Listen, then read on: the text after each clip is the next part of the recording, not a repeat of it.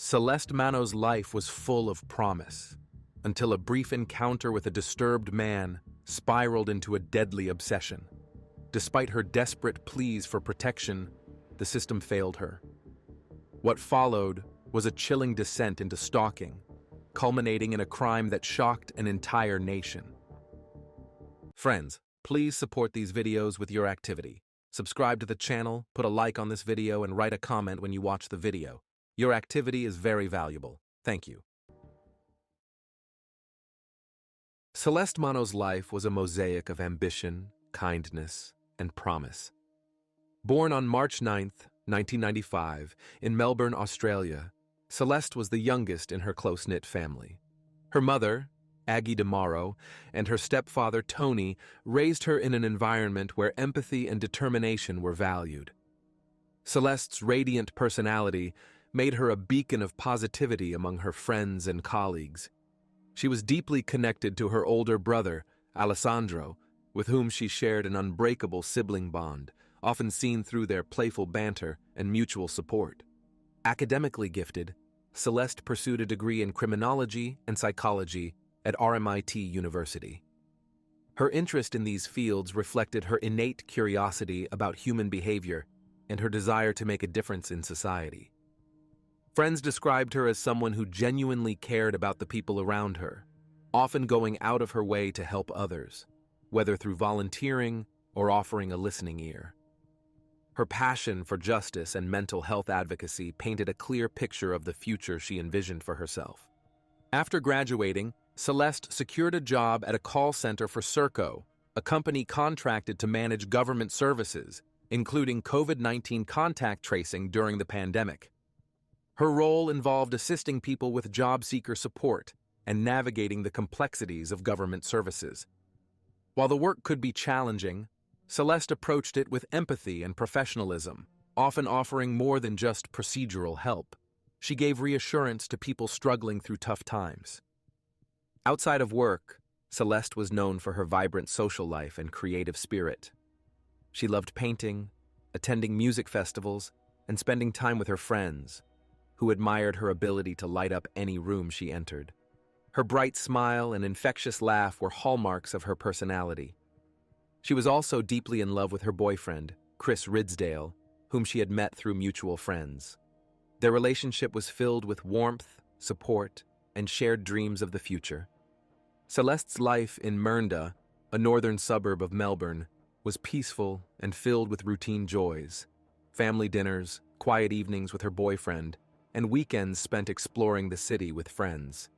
However, beneath this idyllic exterior, an unrelenting shadow was beginning to creep into her life, one that neither she nor her loved ones could have anticipated. Louis Sacco was a man whose life was marked by instability, isolation, and growing mental health struggles. Born in Melbourne to an Assyrian family, Sacco's early years were characterized by a sense of disconnection. Friends and neighbors recalled him as a quiet, withdrawn figure, someone who struggled to maintain relationships and often seemed out of sync with those around him. His childhood and adolescence were largely unremarkable to those outside his immediate circle, but beneath the surface, troubling patterns were beginning to emerge. As Sacco grew older, signs of deeper psychological issues became more apparent. He was known to have battled mental health challenges, though the specifics of any formal diagnosis remained unclear. Friends and acquaintances noted his erratic behavior and difficulty in social situations, often perceiving him as someone who lacked the tools to navigate normal interpersonal relationships. While many struggled with such issues, Sacco's inability to connect healthily with others began to manifest in more concerning ways. Employment was sporadic for Sacco, with a string of short-term jobs that never seemed to last. One of these jobs brought him into brief contact with Celeste Manno. Their interaction occurred while Celeste was working at Serco, where Sacco became a client in need of assistance with job seeker support. The encounter was brief and professional, but for Sacco, it ignited an unhealthy fixation that would soon spiral out of control. Following this fleeting interaction, Sacco's obsession with Celeste began to take root. What might have seemed like a harmless crush quickly evolved into something more sinister. Sacco started following Celeste on social media, sending her unsolicited messages that grew increasingly frequent and invasive. His messages, at first polite and casual, soon became persistent and unsettling. Celeste, trying to maintain professionalism, responded briefly at first, but it became clear that Sacco's attention was neither normal nor welcome. When Celeste finally blocked him on social media, thinking it would put an end to his advances, Sacco's obsession only deepened.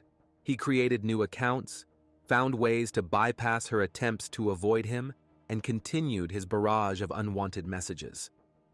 What made his behavior particularly alarming was the intensity with which he fixated on Celeste, treating her not as a person with boundaries, but as an object of his obsession. Sacco's fixation wasn't just online. He began making appearances near Celeste's home and workplace, creating a growing sense of fear and unease. His behavior was more than just that of a spurned admirer. It was the manifestation of deeper psychological issues that had gone unchecked for too long. Despite clear signs that his behavior was escalating into dangerous territory, Sacco showed no intention of stopping. Friends and family of Sacco, if aware of his actions, either underestimated the severity of his obsession or were powerless to intervene. His life continued to unravel quietly, his world narrowing as his fixation on Celeste consumed more of his thoughts and actions. What began as a brief encounter at a call center was rapidly becoming a dangerous prelude to something far more tragic. After Celeste Manno blocked Louis Sacco on social media, she hoped the unsettling chapter would close, but Sacco's obsession only deepened, and his behavior took a darker turn. What began as a flood of unwanted messages escalated into a full-scale campaign of harassment, transforming Celeste's life into a daily struggle for safety and peace of mind. Sacco began creating new social media accounts to bypass Celeste's blocks. Each time she managed to shut one down, another would appear. His messages grew increasingly erratic, swinging between declarations of love and anger-fueled rants when he received no response. Sacco's words, once merely uncomfortable, became threatening. He would describe his frustration at being ignored, his resentment festering with every unanswered message. The digital harassment was relentless, leaving Celeste constantly on edge. But Sacco's obsession wasn't limited to the virtual world. He began appearing near Celeste's home in Mernda, watching from a distance. Friends and family noticed her growing anxiety. She confided in them about the stalking, expressing how unsettled she felt, but there was a sense of helplessness. The situation felt surreal. How could a brief professional interaction have led to such an unrelenting fixation? Celeste tried to take control of the situation by reporting Sacco's behavior to the police. She provided evidence of his harassment, including screenshots of the messages and details of his appearances near her home. However, the legal framework surrounding stalking at the time left gaps in protection. Authorities acknowledged the harassment, but struggled to take decisive action due to the lack of immediate, violent threats. To them, Sacco was a nuisance, but not yet a clear danger. Despite these setbacks, Celeste remained proactive. She filed for intervention orders and continued to document every interaction, hoping that a paper trail would eventually compel the authorities to act. But with each passing day, the stalking intensified. Sacco became bolder, undeterred by the legal boundaries Celeste tried to set. His behavior suggested a man consumed by delusion, convinced that his fixation on Celeste was justified, even reciprocated in his twisted perception. The psychological toll on Celeste was profound. Friends recalled how her vibrant spirit began to dim under the constant pressure. She became hyper-vigilant, altering her routines and looking over her shoulder whenever she left her home. Her family, particularly her mother, Aggie, felt the strain as well, sharing in Celeste's fear but feeling powerless to protect her. By late 2020, Sacco's harassment had reached a critical point. He was no longer content with virtual stalking or distant observation. His messages hinted at darker intentions, filled with veiled threats and allusions to violence. Celeste, aware of the potential danger, became increasingly desperate for protection. But the system that was supposed to safeguard her continued to fail. Sacco's descent into full-blown obsession was now complete. His every thought seemed fixated on Celeste, and the line between infatuation and violent intent had all but disappeared. Celeste's life was no longer her own. It was overshadowed by the ever-present threat of a man whose fixation had evolved into a lethal determination. At the time, Victoria's laws required concrete, immediate threats or evidence of physical harm before law enforcement could take substantial action. Despite the clear pattern of harassment and Celeste's repeated documentation, the police were limited in how they could respond. They acknowledged the reports but explained that without direct physical threats or acts of violence, Sacco's behavior didn't meet the legal threshold for more severe intervention. Celeste applied for an intervention order, hoping this would finally establish a legal barrier between her and Sacco. However, the process was slow and frustrating. The intervention order did little to deter Sacco, who blatantly ignored the restrictions, continuing to message her through new accounts and lurking near her home. Each violation was reported, but the response from authorities remained tepid. The legal framework treated stalking as a lesser offense, failing to recognize the pattern of behavior as a precursor to violence. The system's inaction left Celeste and her family feeling abandoned. Her mother, Aggie DiMauro, became increasingly vocal about the lack of support, accompanying Celeste to police stations and advocating for stronger action. They feared that without immediate intervention, Sacco's behavior would escalate beyond harassment. Yet, each attempt to raise the alarm was met with bureaucratic hurdles and legal technicalities. Despite the clear warning signs, the system failed to recognize the severity of the threat. Celeste's cries for help echoed through police reports and legal filings, but they were met with inaction. The tragic irony was that all the evidence was there: the messages, the stalking, the repeated violations, but it wasn't enough to prompt the intervention that might have saved her life. In the early hours of November 16, 2020, the quiet suburb of Mernda, north of Melbourne, was still cloaked in darkness. The Manno household was asleep, unaware that the night would end in unimaginable tragedy. For weeks, Celeste had lived under the shadow of Louis Sacco's escalating obsession, but nothing could have prepared her family for what was about to unfold. Around 4:10 a.m., Louis Sacco approached the Manno home with a singular, horrifying intent. Armed with a kitchen knife, he navigated the familiar streets with chilling determination. He had meticulously planned this moment, fueled by his growing resentment and delusion. The legal barriers Celeste had fought to establish meant nothing to him now. He had crossed the threshold from harassment to violence.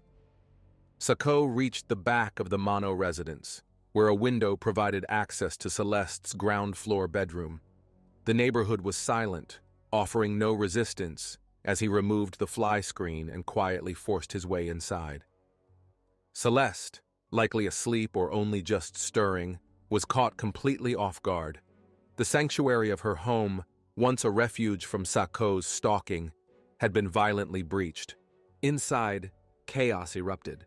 Sacco attacked Celeste with brutal force, stabbing her multiple times. The precise details of the struggle remain unclear, but the violence was swift and merciless. Celeste's screams pierced the early morning stillness, jolting her family awake. Her mother, Aggie, and stepfather, Tony, rushed toward the sound, only to be met with a scene of horror no parent should ever witness. By the time they reached Celeste's room, Sacco had fled, leaving behind the devastation of his attack. Celeste was gravely wounded, and despite their frantic efforts, there was nothing they could do to save her. The wounds were too severe, the attack too sudden. Aggie's desperate cries for help echoed through the house as they called emergency services. But Celeste's life slipped away before paramedics could arrive. As dawn broke over Mernda, the Manno home transformed into a crime scene. Police arrived quickly, securing the area and beginning the investigation into what had happened. The brutality of the crime shocked even the most seasoned officers. Neighbors awoke to the flashing lights of emergency vehicles, their peaceful suburb now marked by an unthinkable act of violence. For Celeste's family, the horror was indescribable. Aggie, who had fought tirelessly to protect her daughter from Sako's harassment, was now faced with a grief that words could not capture. The realization that the system had failed to protect Celeste weighed heavily on everyone who had been part of her life. Her friends, boyfriend, and colleagues were left reeling, struggling to comprehend how a bright, compassionate young woman could be taken so violently from the world. Meanwhile, Sako's escape was short-lived. After the attack, he fled the scene in his car, but his mind was unraveling. Less than an hour later, he drove himself to the nearby Mernda police station. Covered in blood and exhibiting signs of distress, Sako banged on the station doors, confessing to the murder. His demeanor oscillated between agitation and eerie calmness, as though the gravity of his actions hadn't fully settled in. The police quickly took him into custody, and it wasn't long before the evidence at the crime scene and Sako's own admission made his guilt undeniable. But for Celeste's loved ones, Sako's arrest offered little solace. The knowledge that he had been in custody was a stark reminder that the system had all the tools it needed to prevent this tragedy, yet it had failed to act in time. In the hours following Celeste Manno's murder, the investigation moved swiftly. The brutality of the crime, combined with the immediate confession from Louis Sako, left little ambiguity about who was responsible. But the police were determined to piece together every detail, reconstructing the events leading up to that horrific night and gathering the evidence needed to secure justice. When Sako arrived at the Mernda police station shortly after the murder, officers found him disoriented and covered in blood. His confession was rambling but clear. He admitted to killing Celeste. Police quickly placed him under arrest and transported him to the station for further questioning.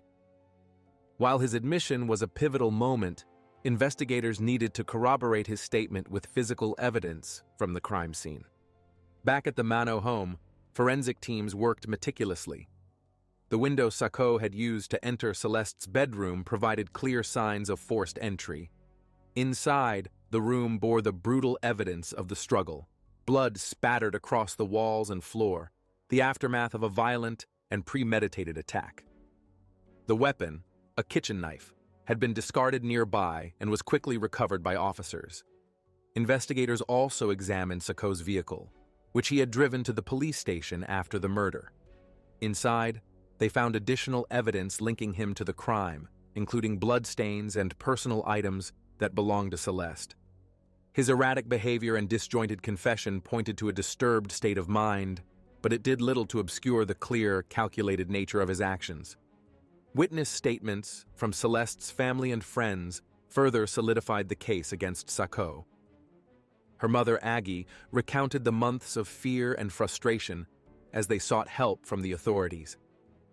Neighbors also provided critical information, recalling Sako's presence near the Manno home in the weeks leading up to the murder.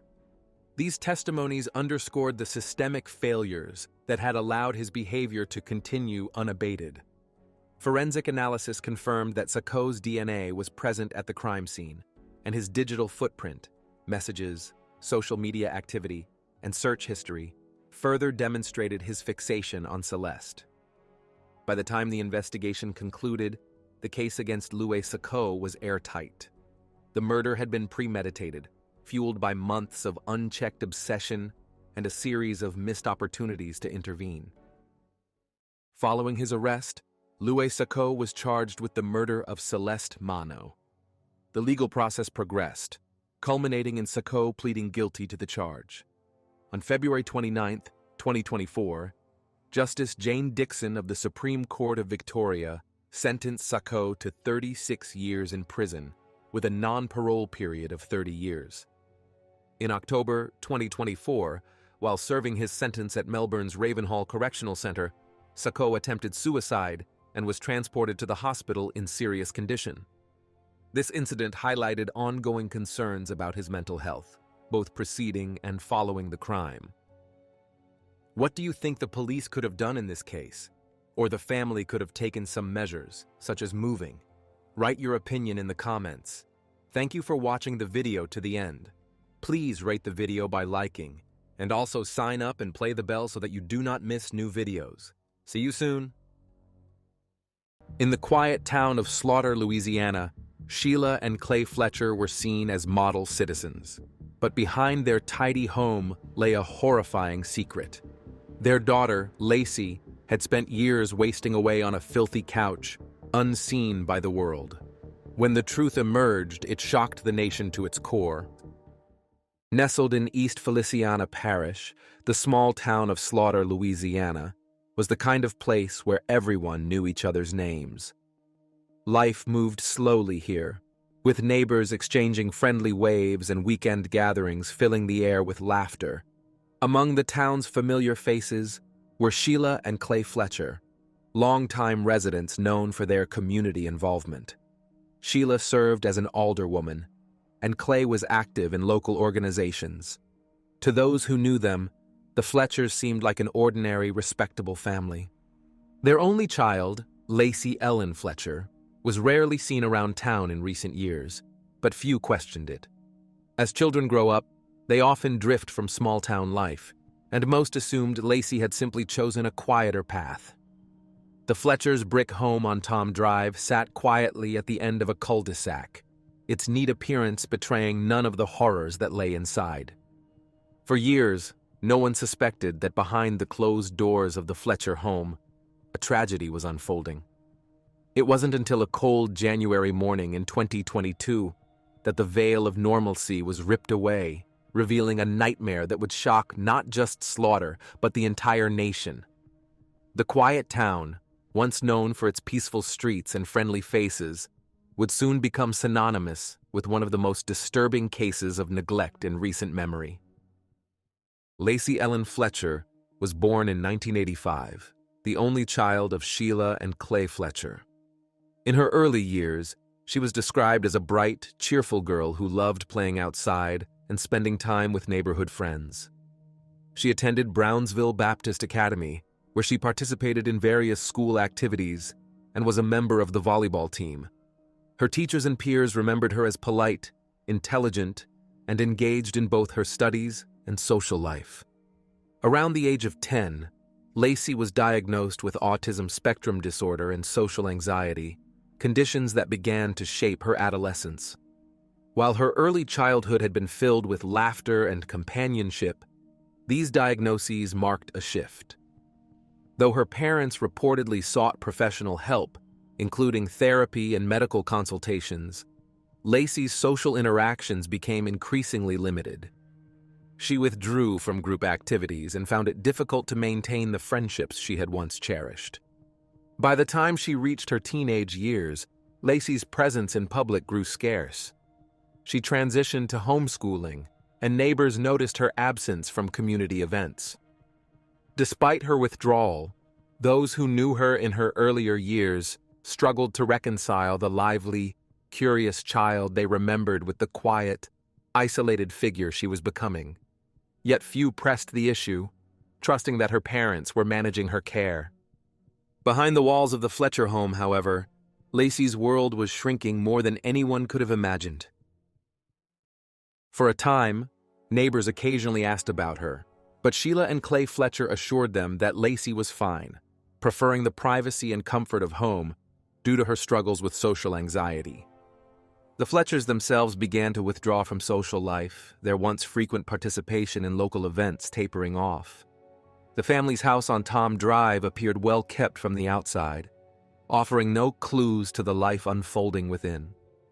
To the casual observer, there was nothing unusual about a young adult choosing a quieter life at home, and in a small town like Slaughter, people were inclined to respect personal boundaries. Years passed, and Lacey became a distant memory to most in the community.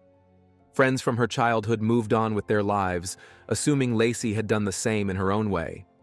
No one thought to question her absence further. After all, Her parents were prominent, seemingly responsible members of the town. Inside the Fletcher home, however, Lacey's existence had become one of profound isolation. She was confined to a single room, her world reduced to the worn-out couch where she remained for years. With no visitors and no outside intervention, the conditions of her life and her deteriorating health remained hidden from everyone. The once vibrant girl who had played volleyball and laughed with friends was now a ghost in her own home, unseen and unheard by the community that had quietly forgotten her. On the morning of January 3rd, 2022, Sheila Fletcher made a call to 911 that would uncover a nightmare hidden in plain sight. Her voice was calm as she reported that her daughter, Lacey, was unresponsive. There was no urgency, no sign of panic, just a simple request for assistance. When emergency responders arrived at the Fletcher home on Tom Drive, nothing on the exterior hinted at the horror awaiting inside. The front door opened to a wave of stifling, putrid air. As paramedics stepped inside, they were struck by the overwhelming odor of decay mixed with human waste. Navigating through the house, they found Lacey in the living room, seated on a sunken couch. What they saw defied belief. Lacey's body was partially fused to the sofa, her skin adhering to the fabric after years of immobility. She sat in a reclined position, covered in feces and sores, her body emaciated to just 96 pounds. Open ulcers marred her skin, some so deep that bone was visible. Her lower body was buried in a hole in the couch, surrounded by soiled towels and blankets. Insects swarmed around her, and the air was thick with the smell of rot. The scene suggested that Lacey had been in the same position for years. She was covered in urine and feces, with no signs of recent hygiene or medical care. Despite the horrific state of her body, the house itself was otherwise tidy, creating a stark contrast that baffled first responders. Lacey was declared dead at the scene. Authorities noted the shocking state of neglect and immediately contacted the East Feliciana Parish Coroner's Office. It was clear that this was not a sudden death, but the result of prolonged suffering and abandonment. As investigators began documenting the scene, the Fletchers provided little explanation. They claimed that Lacey had refused to leave the couch or seek medical help due to her anxiety, but the severity of her condition suggested far more than simple reluctance. The discovery sent shockwaves through the small town of Slaughter, and soon the entire nation would learn the name Lacey Ellen Fletcher, a symbol of unimaginable neglect hidden behind a facade of normalcy. The autopsy of Lacey Ellen Fletcher revealed a level of suffering and neglect that stunned even seasoned professionals. Conducted by Dr. Ewell Bickham III, the East Feliciana Parish Coroner, the report listed her cause of death as acute medical neglect, compounded by malnutrition, untreated infections, and severe bed sores. The findings painted a gruesome picture of a young woman who had endured years of silent agony. At the time of her death, Lacey weighed just 96 pounds. Her body was covered in open ulcers, some of which had penetrated deep into her flesh, exposing bone. These sores, known as pressure ulcers or bed sores, are common in individuals who remain immobile for extended periods without proper care. The ulcers on Lacey's body indicated she had been in the same position for years, sitting in her own waste without relief. One of the most disturbing details was that Lacey's body was partially fused to the couch where she had died. Skin and tissue had become bonded to the upholstery, and the surrounding area was soaked with bodily fluids and feces. The autopsy revealed that Lacey had developed sepsis, a life-threatening condition caused by a severe infection entering the bloodstream. Sepsis alone could have led to her death, but it was compounded by starvation and dehydration. The report also noted that Lacey suffered from locked-in syndrome, a condition where a person is conscious but unable to move or communicate due to paralysis. This suggested that Lacey had been mentally aware of her suffering but physically incapable of seeking help or relief. However, there were no signs that she had received any medical attention in the years leading up to her death. Dr. Bickham described the case as one of the worst he had ever encountered.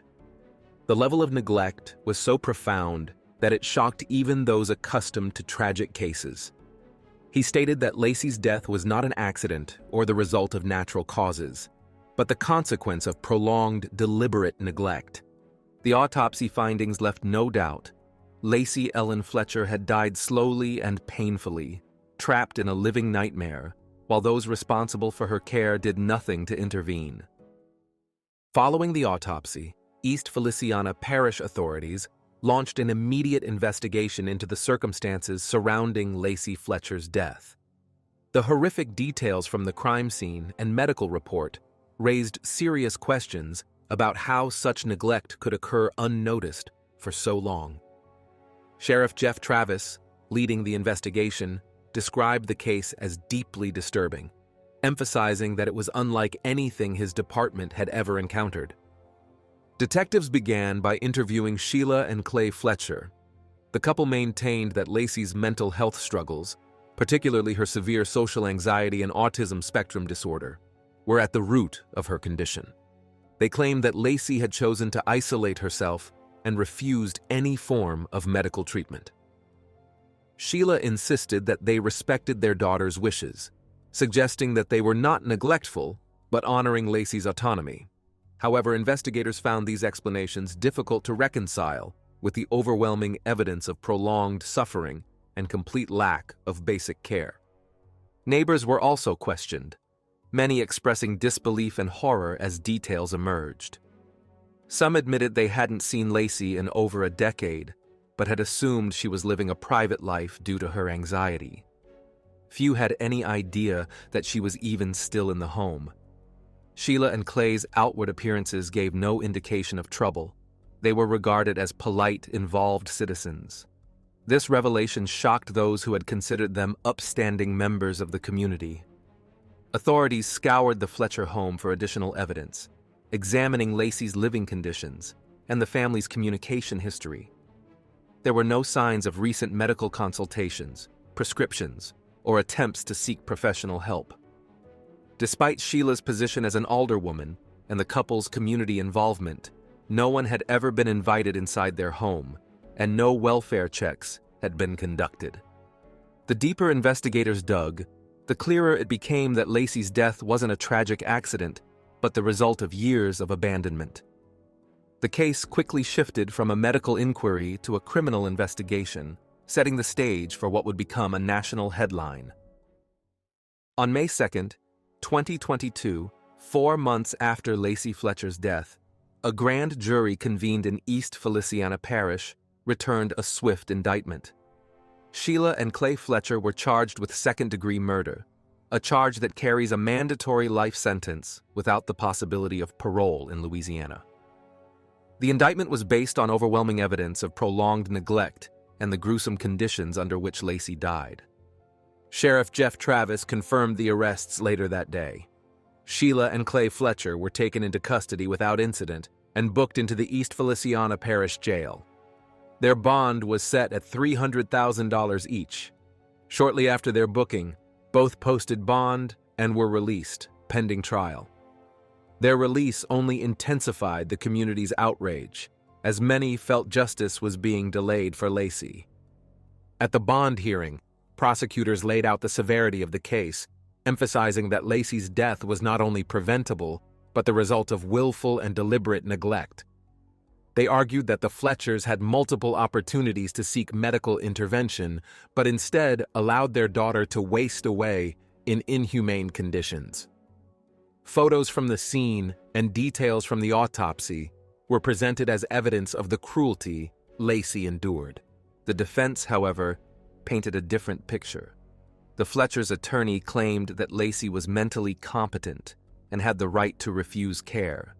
They argued that her autism and social anxiety contributed to her reclusive behavior and that her parents, while perhaps misguided, did not intentionally harm her.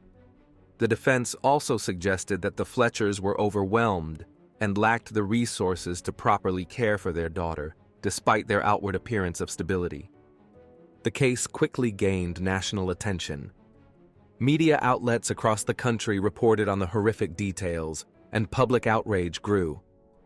Many questioned how such extreme neglect could go unnoticed in a small town where everyone knew each other. The Fletchers, once seen as upstanding citizens, were now the faces of a shocking and unforgivable crime. As the legal proceedings began, the town of Slaughter grappled with the harsh reality that one of their own had endured unimaginable suffering, hidden in plain sight. The trial of Sheila and Clay Fletcher was set to be one of the most closely watched cases in Louisiana's recent history. However, legal proceedings were delayed multiple times due to pretrial motions and the complexity of the case.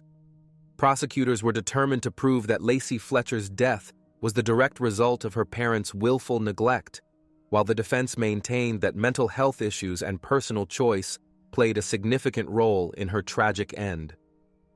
During pretrial hearings, prosecutors presented harrowing evidence, including autopsy photos, forensic reports, and testimonies from first responders who described the horrifying conditions in which Lacey was found. The prosecution argued that Lacey had been entirely dependent on her parents for care, and that their failure to provide basic necessities like food, hygiene, and medical attention amounted to murder. They emphasized that Lacey's mental health struggles did not absolve the Fletchers of their legal and moral responsibilities as caregivers. The defense focused on Lacey's autonomy, insisting that she had refused to leave the couch or accept medical care. They portrayed the Fletchers as loving parents who were overwhelmed by their daughter's deteriorating mental health. The defense also highlighted the lack of intervention from outside agencies, suggesting that if signs of neglect had been evident, others might have stepped in. However, the prosecution countered that the conditions inside the Fletcher home were so extreme that no reasonable person could believe this was simply a matter of respecting a daughter's wishes. After months of legal wrangling, the trial finally commenced. Witnesses included medical experts, law enforcement officials, and neighbors. The jury listened to graphic descriptions of Lacey's condition, the details of her autopsy, and the statements from paramedics who first arrived at the scene. The prosecution argued that the evidence left no room for doubt. Lacey Fletcher had died in slow agony, and her parents had done nothing to stop it. The jury deliberated for only a short time before returning a guilty verdict for both Sheila and Clay Fletcher on the charge of second-degree murder. The courtroom was silent as the verdict was read, the weight of the case settling over everyone present. The judge sentenced both to life in prison without the possibility of parole, the mandatory sentence under Louisiana law. Following the trial, the town of Slaughter struggled to come to terms with the tragedy. Neighbors who once admired the Fletchers were left grappling with how such horrific neglect could have happened unnoticed in their community. Some expressed guilt for not checking in on Lacey, while others were simply stunned that a family they thought they knew could harbor such a dark secret. The case of Lacey Fletcher became a symbol of extreme neglect and the failure of both familial and societal systems to protect vulnerable individuals. While the legal chapter had closed, the emotional scars remained, leaving a small town forever changed by the silent suffering of one of its own. Do you think the parents are guilty in this case and deserve life imprisonment? Share your opinion in the comments. Also, rate this video with a like and subscribe to the channel by turning on the bell to not miss new videos. Now you can watch the last video about a horrible case when a girl was trapped in her own home. See you soon. Miya Marcano was a typical college student until the day she vanished without warning. As her family and police scrambled for clues, the investigation revealed an unsettling figure with unchecked access to her home and a deadly obsession. Miya Marcano was a 19-year-old college student balancing academics and work while navigating life in Orlando, Florida. A sophomore at Valencia College, Miya was studying communications and was known for her vibrant personality and strong family ties. She lived at Arden Villas, an apartment complex close to campus, where she also worked part-time in the leasing office to support her studies. Miya was originally from Pembroke Pines, Florida, and frequently traveled home to visit her close-knit family. Her father, Marlon Marcano, was a popular South Florida DJ, and her family was deeply rooted in their Caribbean heritage. Miya maintained strong relationships with her parents, cousins, and friends, and she was often seen as the glue that held her family together. Her life at Arden Villa seemed typical for a college student. Classes during the day, work shifts in the office, and time spent with friends. She was well liked by her colleagues and residents at the complex. However, unbeknownst to Miya, danger was closer than she realized. A maintenance worker at her apartment complex, who had access to her living space, had developed an unhealthy fixation on her. This seemingly mundane detail would soon become a key element in unraveling the events that led to her tragic fate. On Friday, September 24th, 2021, Miya Marcano's routine took a sudden, inexplicable turn. She finished her shift at the Arden Villa's leasing office around 5 p.m., planning to head to Fort Lauderdale later that evening to visit her family for the weekend. But when she didn't show up for her scheduled flight, alarm bells immediately went off for her family. Miya was dependable, and missing a flight without notifying anyone was completely out of character. Her father, Marlon Marcano, tried calling and texting her repeatedly, but his messages went unanswered. Miya's mother and cousins also attempted to reach her, but there was only silence. The next morning, growing increasingly anxious, Miya's family contacted the Orange County Sheriff's Office to report her missing. At the same time, they took matters into their own hands, driving to Orlando to start looking for her themselves. Upon arriving at Arden Villas, the family sensed something was wrong. Miya's car was still parked in the complex lot untouched. When they gained access to her apartment, they found troubling signs. Her room was in disarray, and her belongings, including her purse, were left behind. Her bedroom window, which was typically uncovered, had been tampered with, and her cell phone was missing. It was clear to her family that Miya hadn't left voluntarily. They began canvassing the apartment complex, speaking to residents and staff, trying to piece together her last known movements. Despite their efforts, no one could provide definitive answers. But one person's name kept surfacing: Armando Caballero, a maintenance worker at Arden Villas. Miya's family noted his odd behavior during their conversations. He claimed not to know anything, but his demeanor seemed off. They shared their suspicions with law enforcement, who were already beginning to focus their attention on him. As the hours turned into days with no word from Miya, the urgency of the situation escalated. The Orange County Sheriff's Office began a formal investigation, while Miya's family organized their own search parties. Social media lit up with posts about her disappearance, and flyers were distributed throughout Orlando. The community quickly rallied behind the family, but despite the growing attention, Miya remained missing, and her family's worst fears were beginning to take shape. As the Orange County Sheriff's Office launched its investigation into Miya Marcano's disappearance, the initial findings pointed toward foul play. Deputies searched Miya's apartment thoroughly, documenting the disarray and signs of forced entry. The blocked bedroom window suggested an attempt to conceal a break-in, while her missing phone and purse indicated she hadn't left by choice. Attention quickly turned to Arden Villa staff, especially those with access to residents' apartments. Among them was Armando Manuel Caballero, a 27-year-old maintenance worker. Caballero had been employed at Arden Villas for about a year and possessed a master key fob that allowed him to enter any unit in the complex. Investigators discovered that Caballero had used this key to enter Miya's apartment around 4:30 p.m. on the day she vanished, about 30 minutes before her shift ended. This unauthorized access raised immediate concerns. When questioned by law enforcement on September 25th, Caballero claimed he last saw Miya at 3 p.m., stating their interaction had been brief and uneventful. However, surveillance footage and electronic key records contradicted his story. Investigators noted that Caballero's car was parked near Miya's building at suspicious times, further implicating him in her disappearance. Adding to the suspicion was Caballero's history with Miya. Multiple friends and co-workers reported that he had made unwanted romantic advances toward her, which she repeatedly rejected.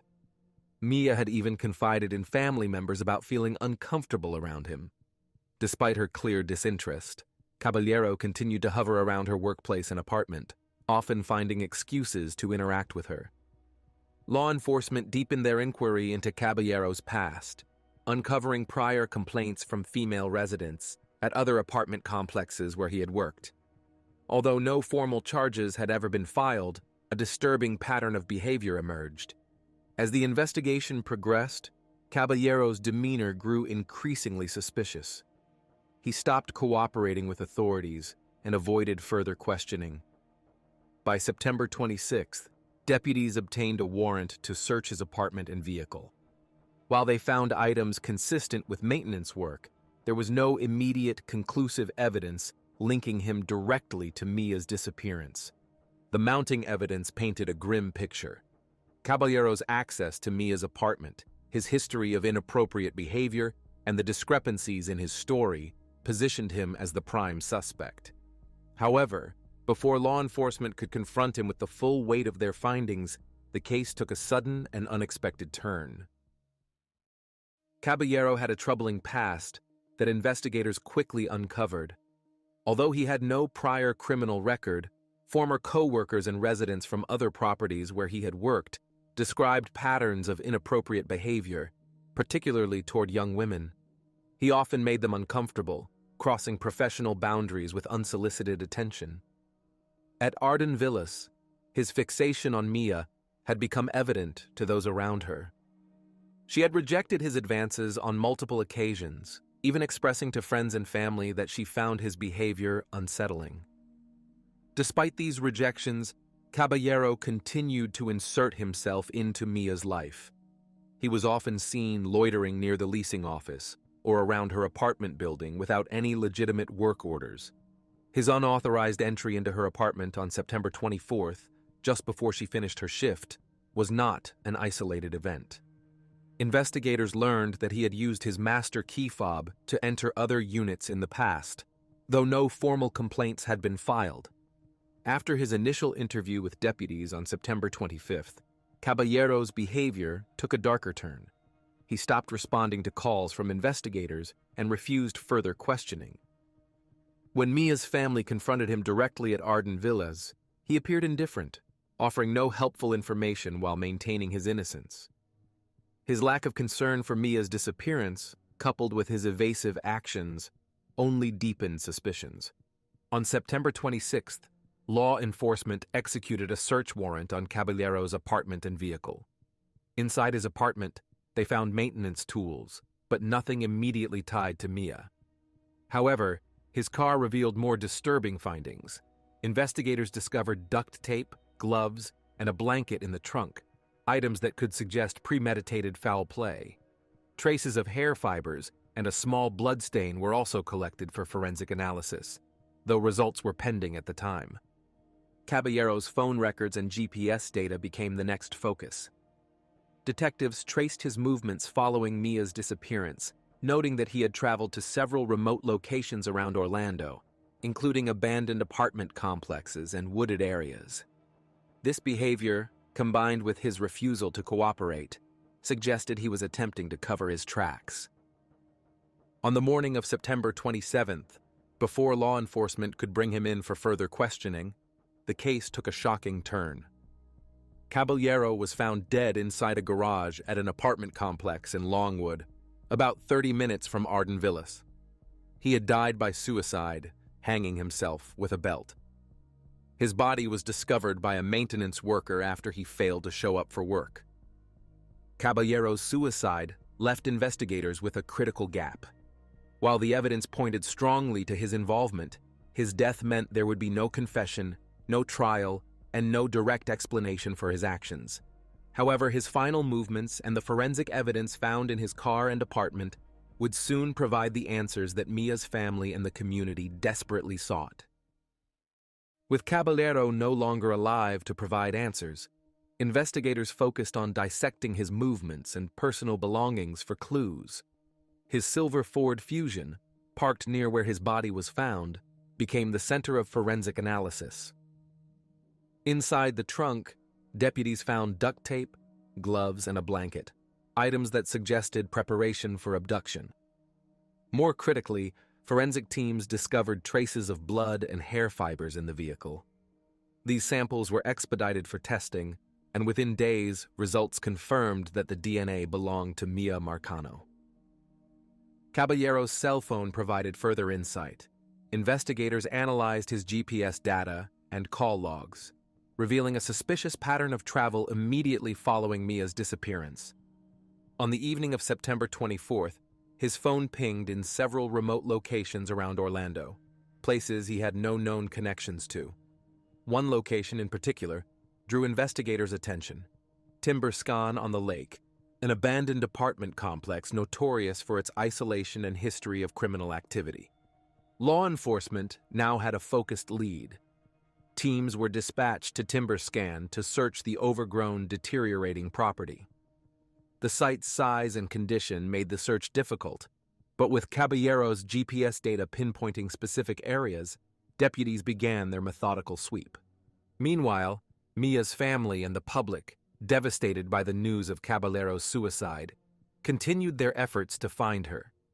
Volunteers, law enforcement, and community members united in the search, holding on to the fading hope that Miya might still be alive. Social media campaigns intensified, and the hashtag #FindMiyaMarcano remained a trending topic, reflecting the widespread heartbreak and demand for justice.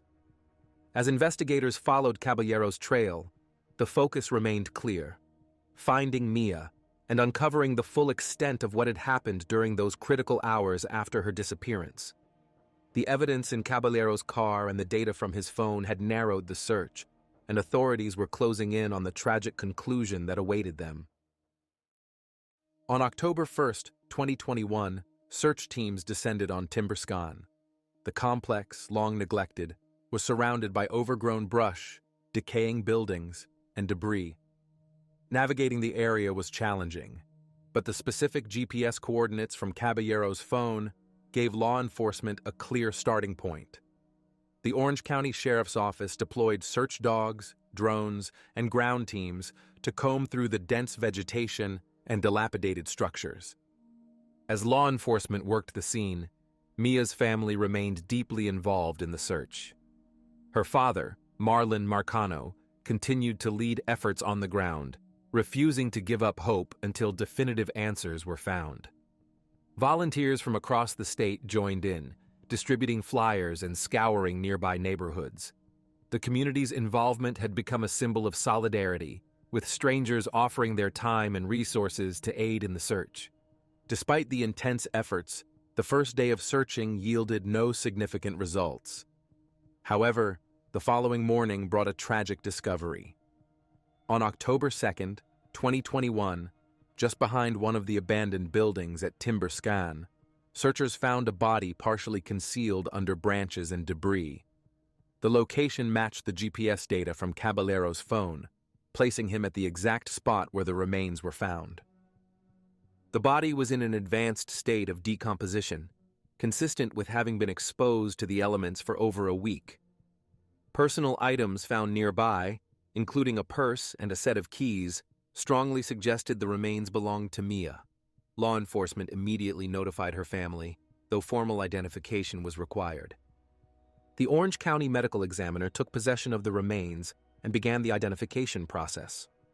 Using dental records, they confirmed what everyone feared: the body was indeed Miya Marcano.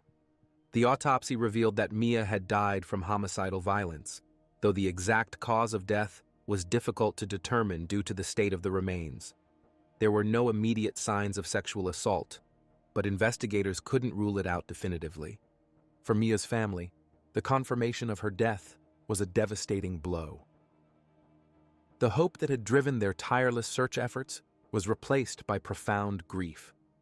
The discovery also marked the end of a critical chapter in the investigation, providing closure to the search, but leaving many questions about the final moments of Mia's life. While Caballero's death meant there would be no trial or confession, the forensic evidence, digital data, and circumstantial details provided a comprehensive understanding of his role in Mia's abduction and murder. The investigation had reached its conclusion, but the fight for justice was far from over.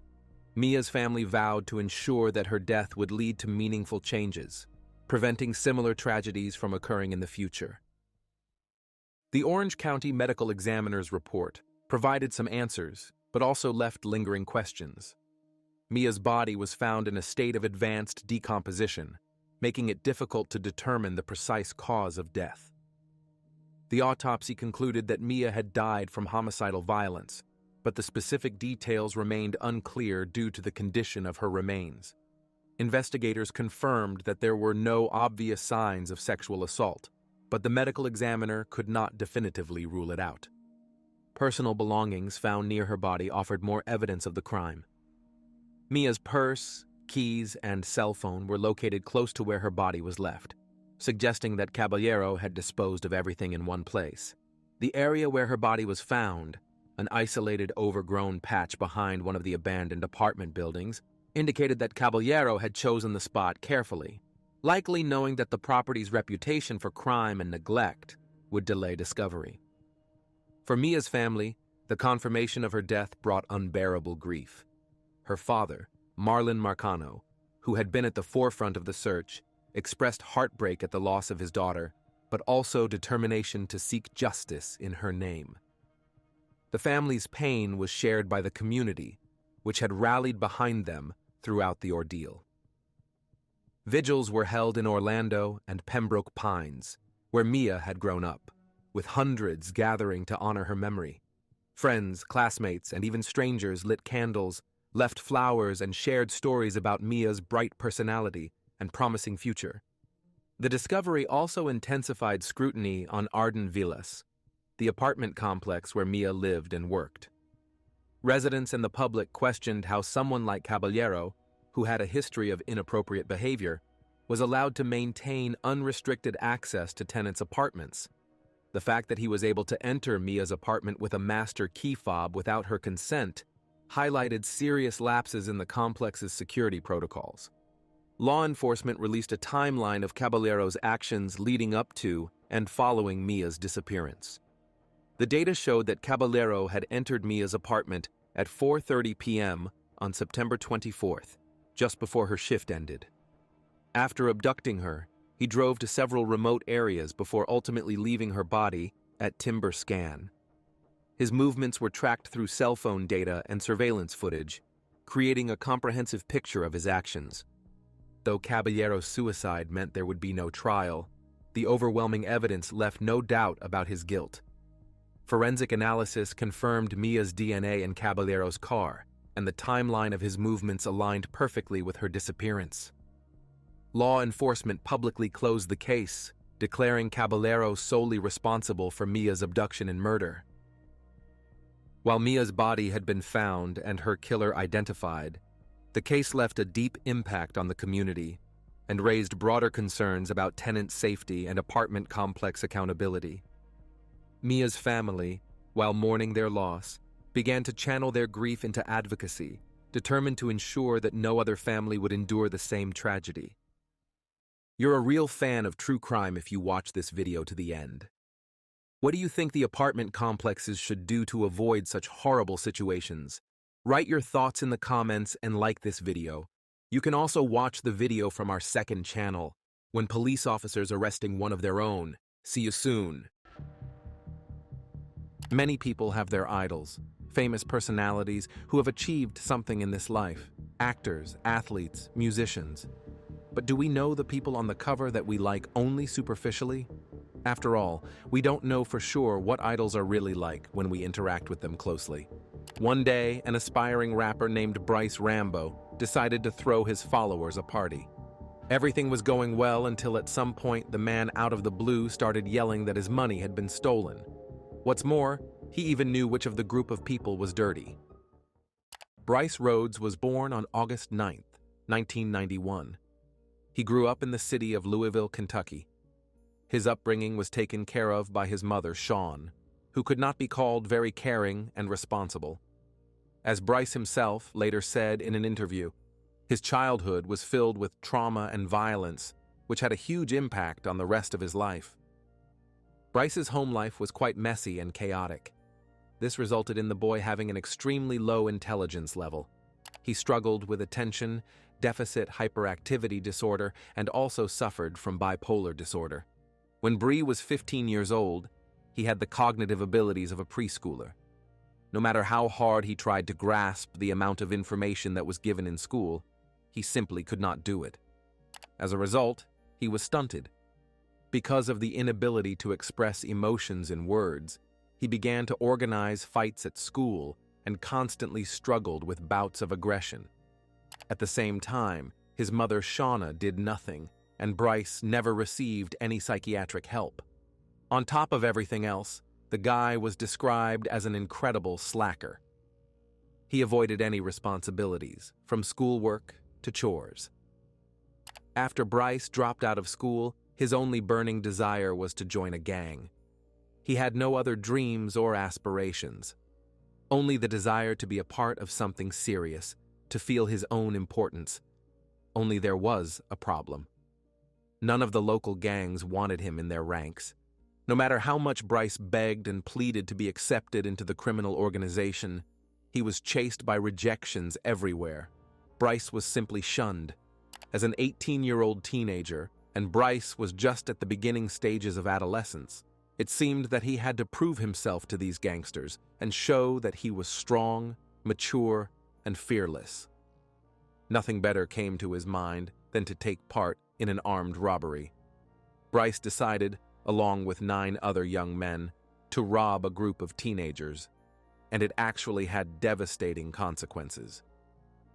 On April 24, 2009, around 9 p.m., Rhodes and a small group of boys were hanging around outside a Jeffersonville basketball club when 4 high school students came out of the building and settled on a bench to wait for their parents to pick them up. Brice and his buddies surrounded the teens and, threatening them with guns, wanted to rob them. One of the company had a semi-automatic pistol. He handed it to Brice, and he suddenly felt like a hardened gangster and decided to demonstrate toughness. He took the gun and put it to the head of one of the teenagers, demanding that the school children give up all their valuables. The teens were absolutely terrified. They immediately began emptying their pockets.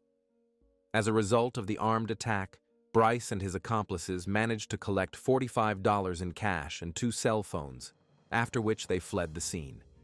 Naturally, the teens immediately reported the incident to their parents, who contacted the police. Just a few days later, Brice was tracked down, and the students identified him as the gun-toting criminal. Brice was arrested and charged with armed robbery. The newly minted gangster was sentenced to 6 years in prison. Without ever becoming a member of a real gang, Brice went to jail. After that, his life became a series of arrests, imprisonments, and releases. Brice was just over 20 when he was released early from prison. It didn't take long for him to violate his probation and end up behind bars again, and it happened several times.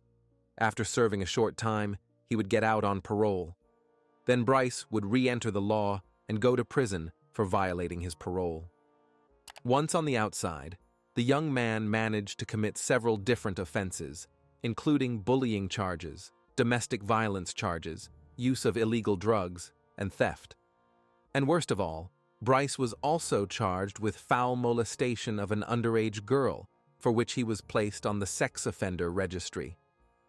After finally serving his primary sentence, Brice settled with his mom and younger sister in Louisville, Kentucky. They now lived in an apartment building. Some thought that being in a correctional facility would teach the guy something, and he would mature, change his lifestyle, his behavior, get on the path of correction. But that didn't happen. As soon as he was released from prison, he got in trouble with the police again. Brice beat up his mother and threw a stool at her. As a result, the woman was hospitalized. However, she did not press any charges against her son, and he got away with it. It should come as no surprise that it soon happened again. In September 2014, he did the same thing. Brice attacked his mother as she was putting away groceries in the refrigerator. For some reason, the guy just freaked out, lost his temper. He grabbed Shauna by the neck and punched her in the face several times. The woman fell to the floor. It is not known how it would have ended if Brice's sister, who was at home at the time, had not called the police. Instead of jail time, Brice got probation. So, naturally, the same incident happened again, only now with Brice's girlfriend. She happened to get pregnant. Of course, it's not a good idea to have a child with a man like Brice. However, the realization of the mistake apparently came to her later. Brice and his girlfriend welcomed the birth of their child into the world. The birth of a baby, besides joy, also brings a lot of worries and new responsibilities. Not every parent handles it easily. Brice already had a rather aggressive, irascible character, and on the background of childish crying, sleepless nights, and other things, at some point turned into a real monster. In July 2015, there was an incident when he attacked his girlfriend, hitting her several times in the face. The worst part was that she was holding their 4-month-old baby boy in her arms, but this time, too, the man managed to get off with a suspended sentence, even though he was still on probation for assaulting his mother. Brice is now 23 years old.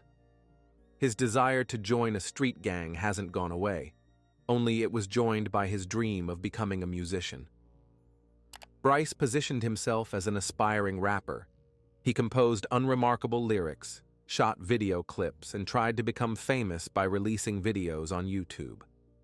The young man took the pseudonym Rambo and fancied himself a rising star. All this was done again in order to be noticed by a gang leader and invited to his place. Brice was so deluded, so sincerely believed that his work was interesting to someone, that he kept recording more and more new compositions.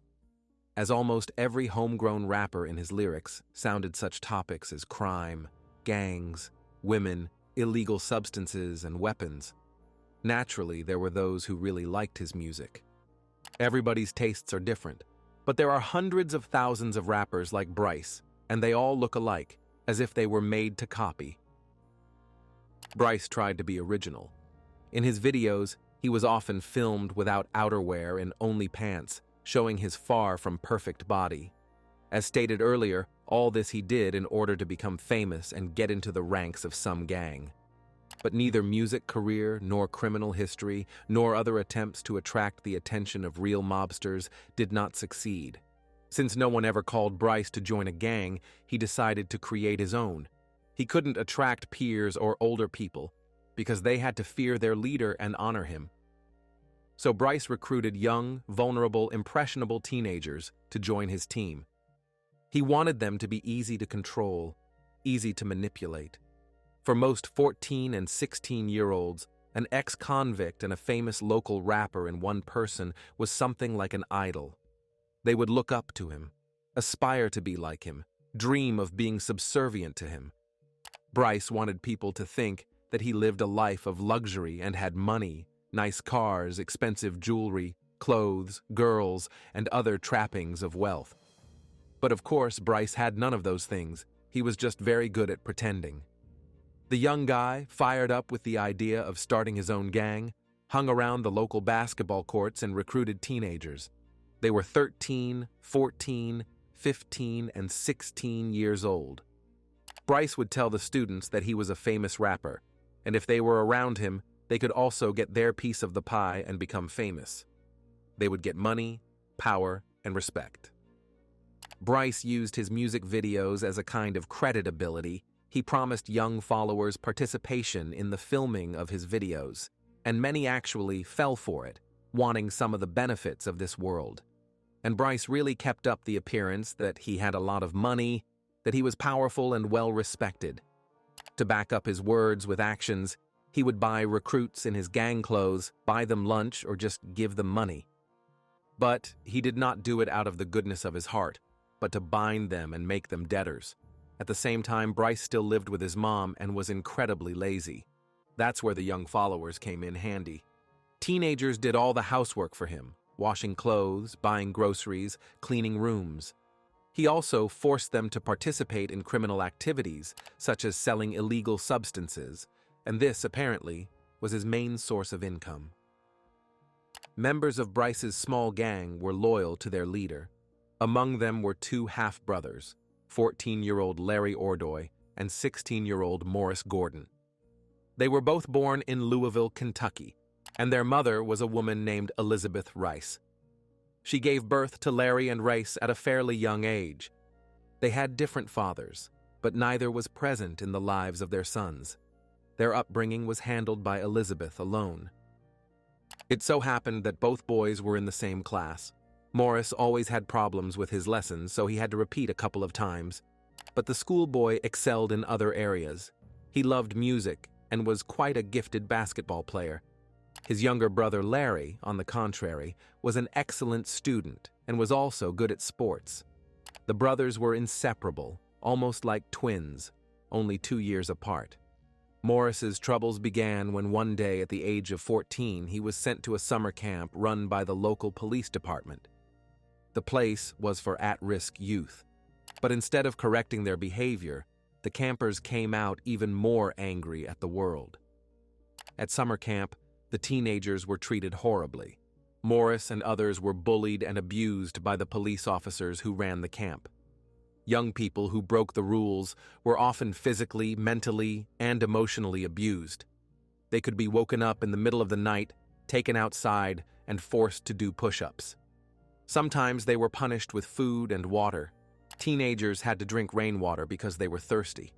All of this led to a hardening of the school children's hearts and a dislike for law enforcement, who essentially owned the camp. This childhood trauma remained deep in the soul of Morris. It had a profound effect on his school grades.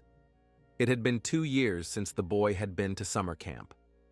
He and his brother continued to live their lives, played sports, and, in principle, did not cause much concern on the part of the school authorities. But one day the brothers met Brice Rhodes, and then everything went downhill. Neither Morris nor Larry did not dream of joining the gang, however, they had to do it. The thing is that the budding rapper Rambo started dating their mom, Elizabeth.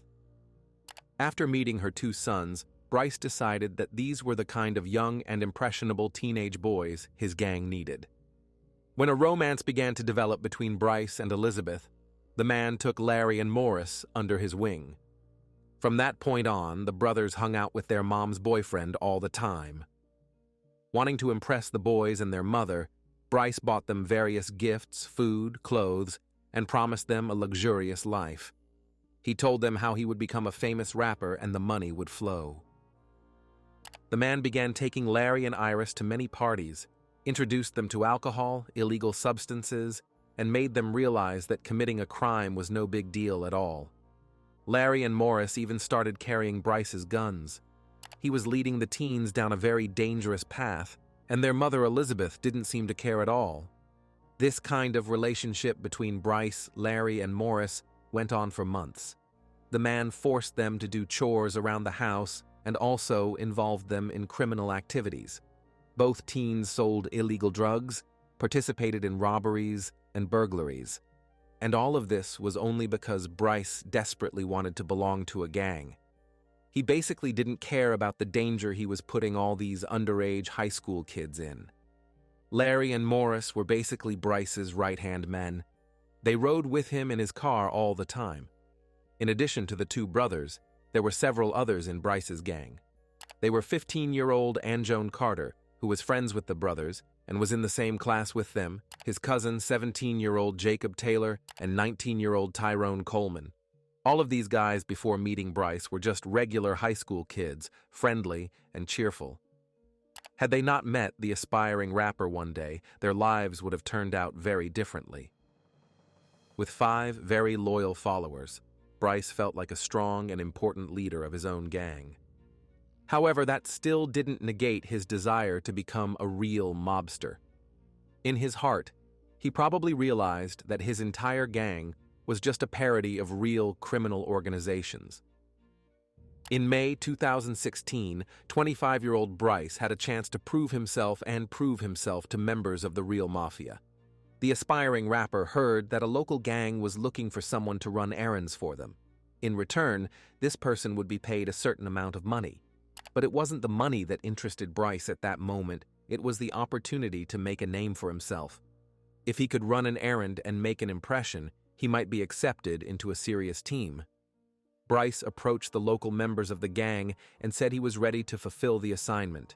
It turned out that the gang was looking for a hitman to eliminate one particular person. They did not explain the reason why the victim should be sent to the other world. And Brice wasn't really interested. He wanted to stand out from the crowd so badly that he was willing to go even for a serious crime.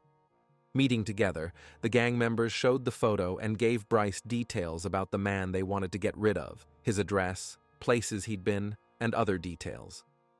Brice took the assignment and promised to fulfill the order as soon as possible, and then began to draw up a plan of reprisal. On May 4th, 2016, rapper Brice Rambo went for a car ride with his underage crew. 16-year-old Morris was behind the wheel, Brice was in the passenger seat, and 14-year-old Larry, 15-year-old Anjone, and 17-year-old Jacob were settled in the back. The guys were just having fun and had no idea what their leader was up to, and Brice was looking out the window, searching with his eyes for a future victim, the man the local gang had ordered for him. And then he saw him. It was 40-year-old Christopher Jones, a father of two. He was described as an incredible man, an amazing husband, and a caring father who loved his family. The man was walking down the street, minding his own business, and unaware that these were his last seconds. Brice took one look at him and thought this was the man he was supposed to get rid of on behalf of a local gang. So he ordered Morris to stop the car, jumped out of the passenger compartment, and rushed over to the uncomprehending Christopher. Christopher didn't even have time to realize what had happened when Brice put a gun to his torso and pulled the trigger in cold blood. Everything happened so fast that the man didn't even have a chance to escape or at least defend himself. The bullet pierced Christopher. He was horribly injured and collapsed on the sidewalk. Meanwhile, Brice threw himself back into the car and ordered Morris to drive away. But the brothers didn't sign up to take anyone's life. They panicked and began to convince Brice that an ambulance should be called. You can't leave a person on the sidewalk bleeding. But Brice ordered the brothers to shut up and keep their mouths shut. If they ever told anyone about what happened here, they would be punished. The frightened teens fell silent, and under Brice's menacing shouts, Morris drove the car onward. Brice drove and mentally imagined how he would tell the gang members about the completed order, how he would be offered to become part of the group for a job well done, how he would finally fulfill his cherished wish. But he was mistaken. Christopher Jones was not the man the gang had ordered at all. Brice had made the mistake of relying on appearances and the neighborhood where everything happened. Christopher Jones was an upstanding, law-abiding citizen. He had done nothing wrong, had never been involved in mafia activity, and had nothing to do with the mafia. But now, because of a heinous mistake, the man lay on the sidewalk bleeding to death until passers-by noticed him and called an ambulance. Christopher was still alive, so he was rushed to the hospital. But due to serious injuries and lost time, the man died, his children lost their father, his wife lost her husband, and all just because Brice Rhodes desperately wanted to be part of the gang. Meanwhile, the enthusiastic hitman, who thought he had successfully carried out the attack, decided to reward his little teenage crew with lunch at the cafe, and at the same time gave them some warning that if they blabbed to anyone, the same thing would happen to them. After that, Brice went to the gang he was doing the order for and informed them that he had completed the job.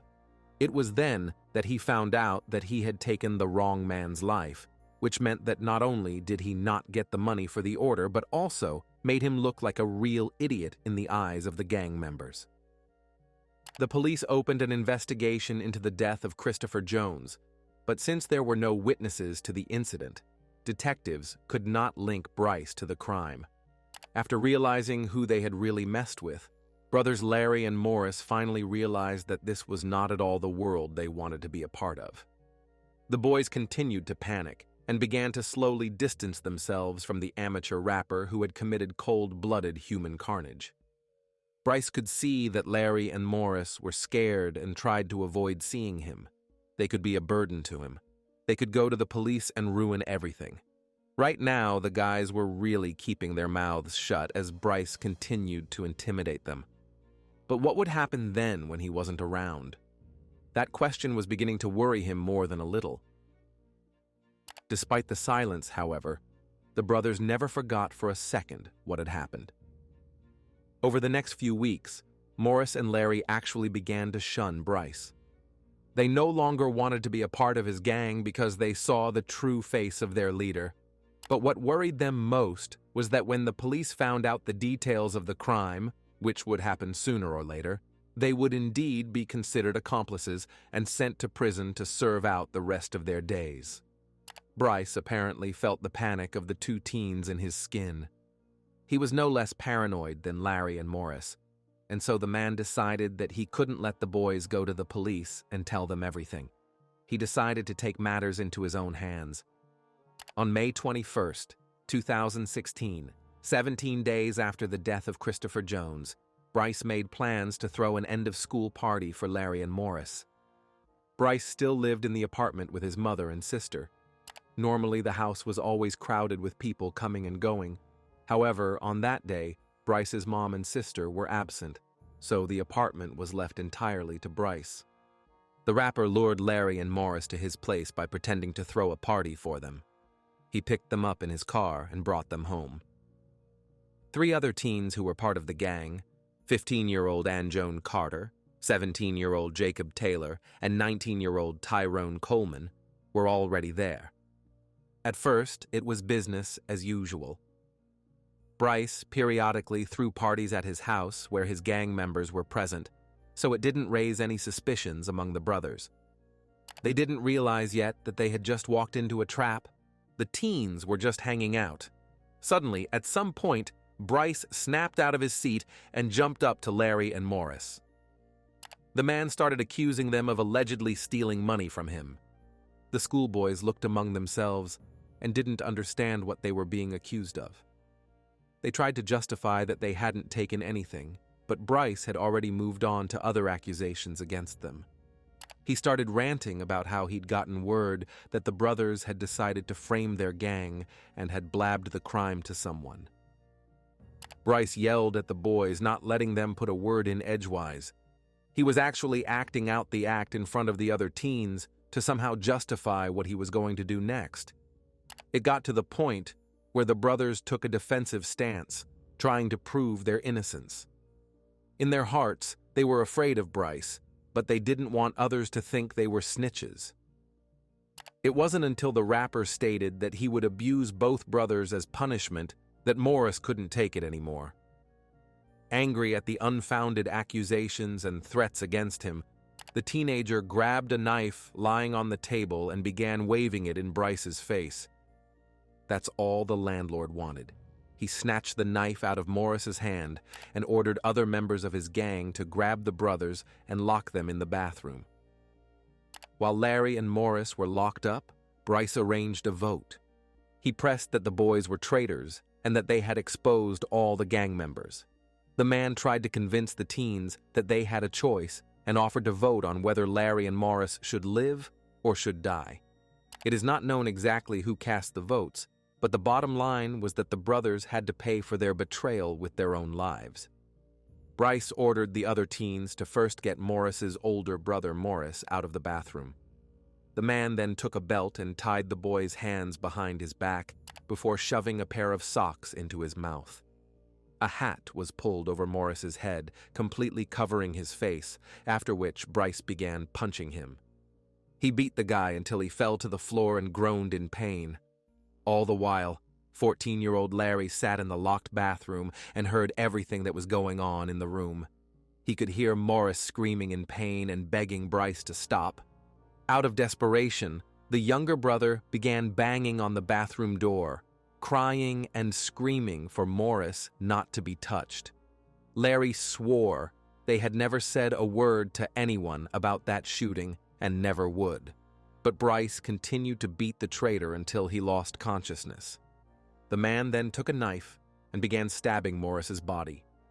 He didn't want to take all the blame for the massacre, so he further handed the knife to Anjone and said that they were a gang and should punish the traitors together.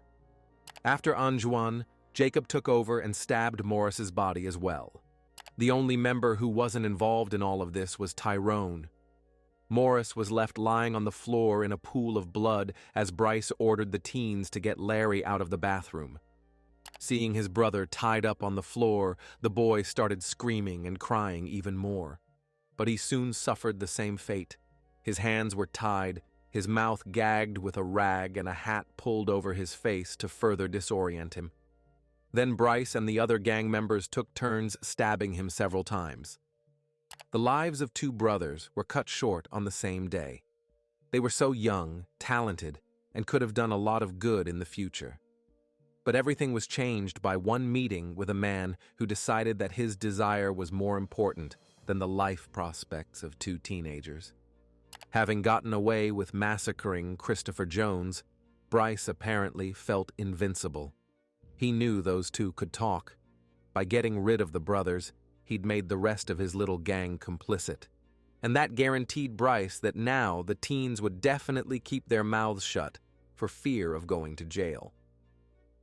In the early morning hours of Sunday, May 22, 2016, Brice and the three teens loaded Larry and Morris's bodies into a car, drove them to the backyard of an abandoned house a couple blocks from Brice's apartment, and then built a large bonfire and disposed of the remains.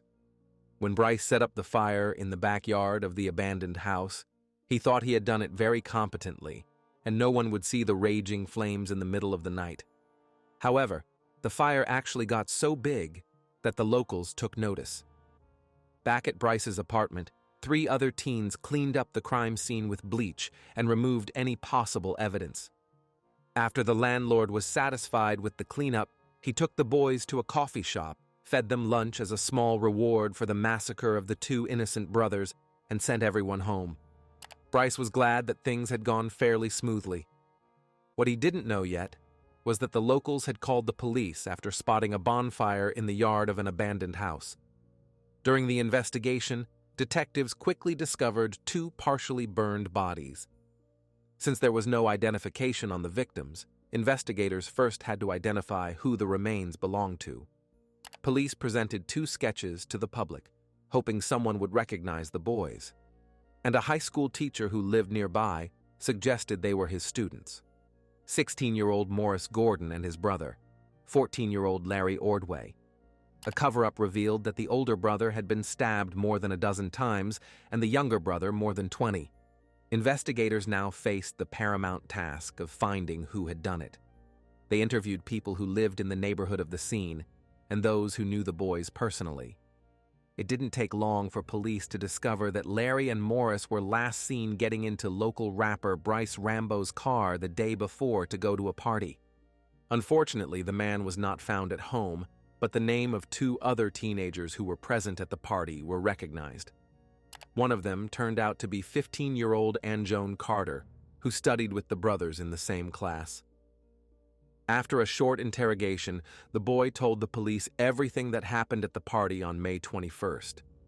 The teenager was very remorseful that he took part in the attack on his classmates and was now ready to cooperate with the police. In addition, the guy admitted that they all witnessed the massacre of Christopher Jones, whom Brice shot right in the middle of the street. Detectives did not expect that working on one case can solve another crime, at first glance in no way related to the death of the boys. So now Brice Rhodes was suspected in the triple massacre, and a couple of days later, they managed to find him and bring him to the station for questioning. The man tried to pretend that he had no idea where the teenagers had gone. After the party, they went home, and what happened to them next, he didn't know. In general, Brice was a musician and had little interest in where the brothers had gone at night. However, this did not confuse the police, because at the same time, while some officers were interrogating the suspect, others were searching his apartment. Despite the best efforts of Brice's underage gang members to erase evidence and cover up the crime, blood was everywhere. So the landlord of the apartment was arrested and charged with 3 felonies ending in death when it all happened. The police also arrested Anjoan Carter and kept him in custody, and then 2 other teens involved in the massacre of Jacob and Tyrone. They were also charged with assault. All of this happened in May 2016, and over the next 7.5 years, Brice Rhodes once again proved to everyone that he clearly had mental health issues. First of all, he immediately declared his innocence, hoping that he would get away with the deaths of 3 people like his previous crimes. When Brice shot a man by mistake, mistaking him for another man, he was still on probation for assaulting his mother and his girlfriend. Brice wreaked havoc everywhere he appeared, both in jail and in the courtroom. It all started when a defense attorney appointed by the state refused to represent Brice in court, citing a conflict of interest. It just so happened that the lawyer was friends with Larry and Morris's grandfather and couldn't defend the man who took both boys' lives. The lawyer explained the reason and apologized, but instead of understanding, he got a spit in the face from Brice, literally. In August 2016, the rapper got into a fight with another inmate, slashed his forehead, and told him he would send him to the other side of the world like the others. In September 2016, Brice got into a fight with another inmate, spitting in his face. A few weeks later, Brice became hysterical and refused to return to his cell.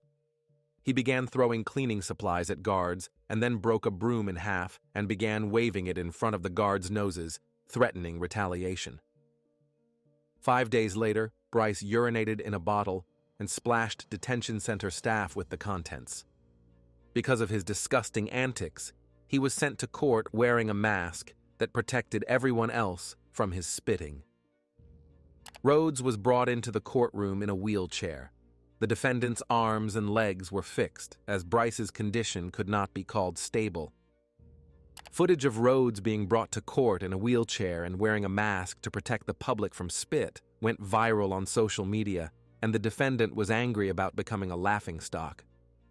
After his release, he even threatened to finish off the judge and his entire family, blamed the prosecutor for the on-the-side affair, lashed out at his attorneys, and called court officials those who judge a person by the color of their skin. In January 2017, just months after all the courtroom drama, Brice was charged with attempted escape from custody. One day, guards were just searching the cells and discovered that Brice had dug a hole under the cinder blocks under his bed, a forbidden metal object.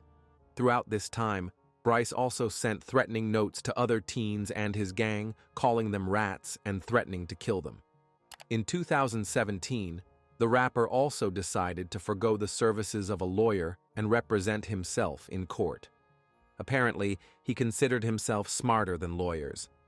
When Elizabeth Reese, the mother of the deceased Larry and Morris, appeared in the hall at one of the court sessions, the defendant turned around and sent her air kisses. This enraged the woman so much that she tried to attack Brice right in the courtroom. Brice ended up delaying the trial for a long 7 years. He refused to leave his cell, pretended to be insane. As a result, many psychological examinations had to be conducted to find out if he was ready to stand trial at all. However, while Brice was playing crazy, wanting to get as much attention to his person as possible, 3 teenagers involved in the massacre made a plea bargain and testified that Brice was the organizer of the crime and actually forced them to take part in it. And Joan Carter, 15, was sentenced to 10 years in prison. He was released on parole in 2019 for good behavior on one condition: that he pay for the headstone of the 2 victims, Larry and Morris. Jacob Taylor, 17, and Tyrone Cowman, 19, also pleaded guilty and were sentenced to 10 years in prison. The young men are still incarcerated. In December 2023, 7.5 years after committing 3 crimes, Brice Rhodes finally went to trial. And surprisingly, the trial was held without any incident on the part of the defendant. This time, he was dressed in a suit and was not shackled. Throughout the trial, the rapper remained silent. He was found guilty on all charges and sentenced to life in prison without the possibility of parole. The judge ruled that Brice could not be given the death penalty because of his low intellectual development. It just so happens that the judicial system has failed to shield the public from a monster like Brice Rhodes. Had he been convicted of assaulting his mother and his girlfriend, the tragedy would not have happened. And Christopher Jones, Larry Ordway, and Morris Gordon would still be alive. You're a real true crime fan if you've watched all the way to the end. Subscribe to the channel and turn on the bell to not miss new videos. Also, put a like on the video and write your opinion on the case in the comments. Some men facing a midlife crisis begin to make up for what they didn't have time to do when they were younger. Welsh multimillionaire Peter Morgan went on a wild goose chase and met the girl of his dreams. Only this love had deadly consequences. Two friends were sitting on a sofa in a bungalow located on the territory of an ancient castle and talking about their problems. One of them was complaining about how her lover had left her and what she planned to do about it. At the same time, a man was in his own house a few dozen kilometers away from the castle. His fingers were literally digging into the receiver of his cell phone. A second ago, he heard something that would later change the rest of his life. Today's story took place in the UK, in Wales, in 2016. Peter Morgan, a Welsh multi-millionaire real estate tycoon and from Abergavenny, could afford a lot of things. He had amassed his fortune with ease and now enjoyed a life of luxury. Peter Morgan was born in 1962. He grew up near the town of Newport in Wales, where he lived with his parents and younger siblings. His childhood was a most ordinary one. The entire family lived on a 300-acre farm and were well off financially. Peter was a bit spoiled from childhood. He went to school with great reluctance, realizing that in the future he would continue his parents' work and become a farmer. The boy thought that he had enough knowledge for that. At lessons, he was simply bored and didn't know what to do to keep himself busy. So at 16, Peter left school and, with no qualifications whatsoever, got a job in a thriving family business. Such was Peter's unremarkable life for many years. When he reached the age of 30, he decided it was time for a change. A man left the family home and married his longtime friend, a woman named Helen. The couple soon had 2 daughters. The couple and their children moved to their first home in the narrow town of Monmouthshire, South Wales, and lived a normal family life. Peter settled down and felt responsible not only for himself, but also for his loved ones. At some point, he decided that it was finally time to leave the family business and start his own business. It was quite unpredictable, because Peter had no aspirations before, and all the more surprisingly, his new business became quite successful. Morgan's business was the trade in prefabricated chicken coops. These were not small houses for birds, but entire industrial hangars for raising chickens on farms. Peter got a lot of customers, and the money flowed in. More than 50 people worked on the production of these chicken coops. In the late 2000s, when Peter was in his early 40s, he sold his business for a 7-figure sum, making him a multi-millionaire practically overnight.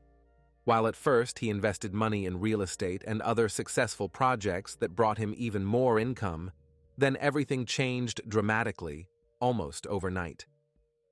When Peter turned 40, he says, he experienced a midlife crisis. His prudent investment suddenly turned into a crazy spending spree. He suddenly wanted a vibrant life. The businessman started buying luxury cars like Ferrari, Lamborghini, and acquired a bunch of high-tech machinery: a tank, a helicopter, a fire truck. Peter had a passion for weapons and kept an AK-47 assault rifle in his office desk, and his most senseless purchase was an ancient castle from the 13th century where he wielded all this machinery.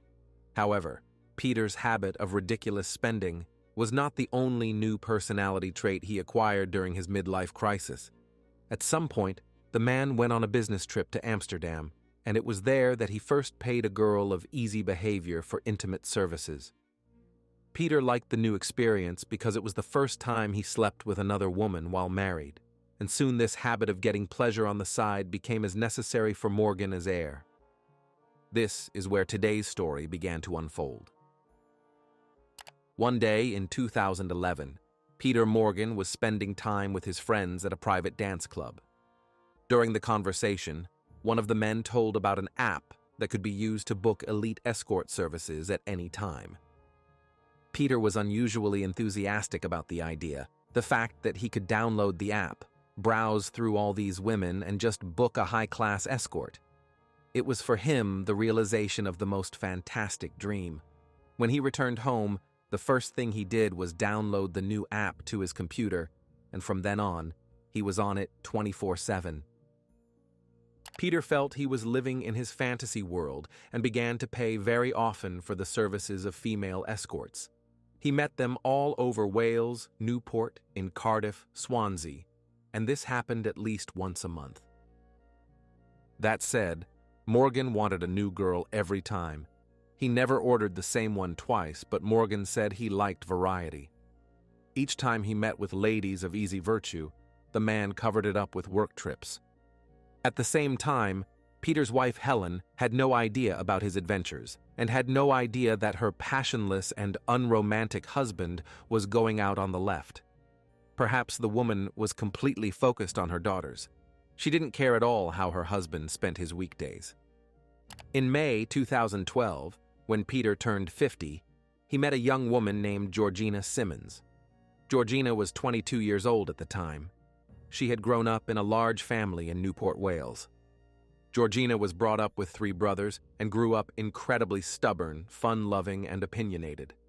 She dropped out of school at the age of 16 and got a job working in a call center while taking cosmetology courses. At the age of 17, Georgina started a relationship with a man named Peter Deem, who was 6 years older than the girl. Between them, from the first meeting, there was an attraction, and a few months later, Simmons became pregnant and gave birth to a daughter, Emily. Young people, together with the baby, settled in the house of Pete's mother. Working in a call center brought minimal income to the young family, so Georgina constantly complained that she lacked money. The young woman didn't want to spend hours in a stuffy office and get paid what she thought was a pittance. The power of age made her want to party, hang out, and enjoy life. While her boyfriend Pete was a homebody and preferred to avoid going to parties, Georgina could not think of anything better than making money with her looks. She decided to get a job as an escort. During that period, the woman became literally obsessed with her appearance. She started dressing very provocatively, always trying to attract the attention of the opposite sex, and behaving very flirtatiously when talking to men. She has undergone breast augmentation surgery twice, as well as liposuction. She started taking lessons with triplastics and burlesque, and then got a job at a private dance club. Things were going great for a while. Georgina was making more money than she ever had in her life. Her boyfriend Pete also had a good job, and the young family was able to move out of Pete's mom's house, buy their own apartment, and live independently of anyone. And that was exactly what Georgina had dreamed of. That didn't make the woman happy, though. She still wanted to have a lot of money. She explained her desire by the fact that she wanted to give her daughter Emily a better future. It was then that Georgina decided to find a job as an elite escort and started advertising her services on the very app used by multimillionaire Peter Morgan. Of course, Georgina's boyfriend Pete was against his girlfriend providing such services. He was well aware that the escorting could end up as a bedroom date. The man rejected the very idea of having to share his woman with clients. But Pete didn't want to leave Georgina and his daughter either. So after a serious conversation, they agreed that they would have an open relationship. The couple also agreed that they would keep Georgina's new job as an escort a secret from the rest of the family. On her profile on the escort app, the woman called herself Hannah James and listed the various services she was willing to offer. This is how her job as an escort began. And sometime in May 2012, Georgina and Peter Morgan had a fateful meeting on an escort booking app. All this would later trigger a series of unpleasant events that would lead to terrible consequences. Peter approached Georgina through the app, and they went on their first date. The couple had dinner and chatted a bit about nothing. Literally, from the first meeting, Morgan fell in love with the pretty blonde. He was mesmerized by her form. He became obsessed with this young woman. Just for their first kiss, Peter paid Georgina $200, and during the evening and night, He gave her various amounts of money for her services. Surely these were not small sums, as Hannah James was a high-class escort agent and her prices were also quite high. Before meeting Georgina, Peter had never re-socialized with any girl because he liked variety. However, meeting Simonds changed everything.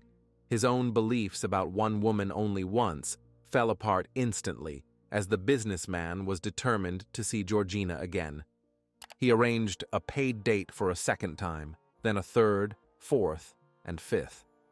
Whereas before he'd only spent time with other women once a month, now the meetings had increased to once a week, and they were only with Georgina Simonds. As time went on, things began to heat up. Peter wanted to spend as much time as possible with his new girlfriend. He was not only physically attracted to this woman, he was willing to pay just to have Georgina spend an hour in his compagnie. He loved being around her. They went on dates, to the movies, to restaurants. Peter bought her clothes, shoes, bags, jewelry. He once gave her a red Ferrari. All this time, he also paid her separately for intimate meetings. Everything happened so quickly that the man didn't notice how much he fell in love with Georgina. Deep down, he didn't think of Simonds as an escort. He thought of her as his girlfriend. There was even a time when Peter's wife and daughters went on a weekend getaway, and the man paid Georgina thousands of dollars to spend that time with him at his home. Peter's wife, Helen, had no idea that while she and the kids were having fun on vacation, a girl from an elite escort was living in their family home, and her husband would satisfy his deepest desires in their marital bedroom. And so it went on for the next few months. Peter literally dissolved into Georgina. He was obsessed with her. He was 50 years old, and she was only 22, and Simonds was old enough to be his daughter. But it didn't stop Morgan that his elite girlfriend was practically the same age as his children. He was head over heels in love with this girl. Naturally, for Georgina, it was just a job and an opportunity to get as much money as possible. It didn't even bother her that Peter treated her more like property than a person.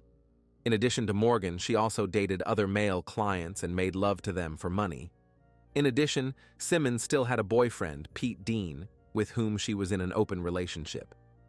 But Peter didn't care about Georgina having a boyfriend. The man just ignored him. Rather, he was nervous about the other men paying the girl to escort him. He couldn't bear the thought of his girlfriend spending nights with others. His possessive nature did not allow him to share his woman with anyone else. So Morgan decided to pay up and purchase exclusive rights to Georgina's escort so that she would be left entirely to him.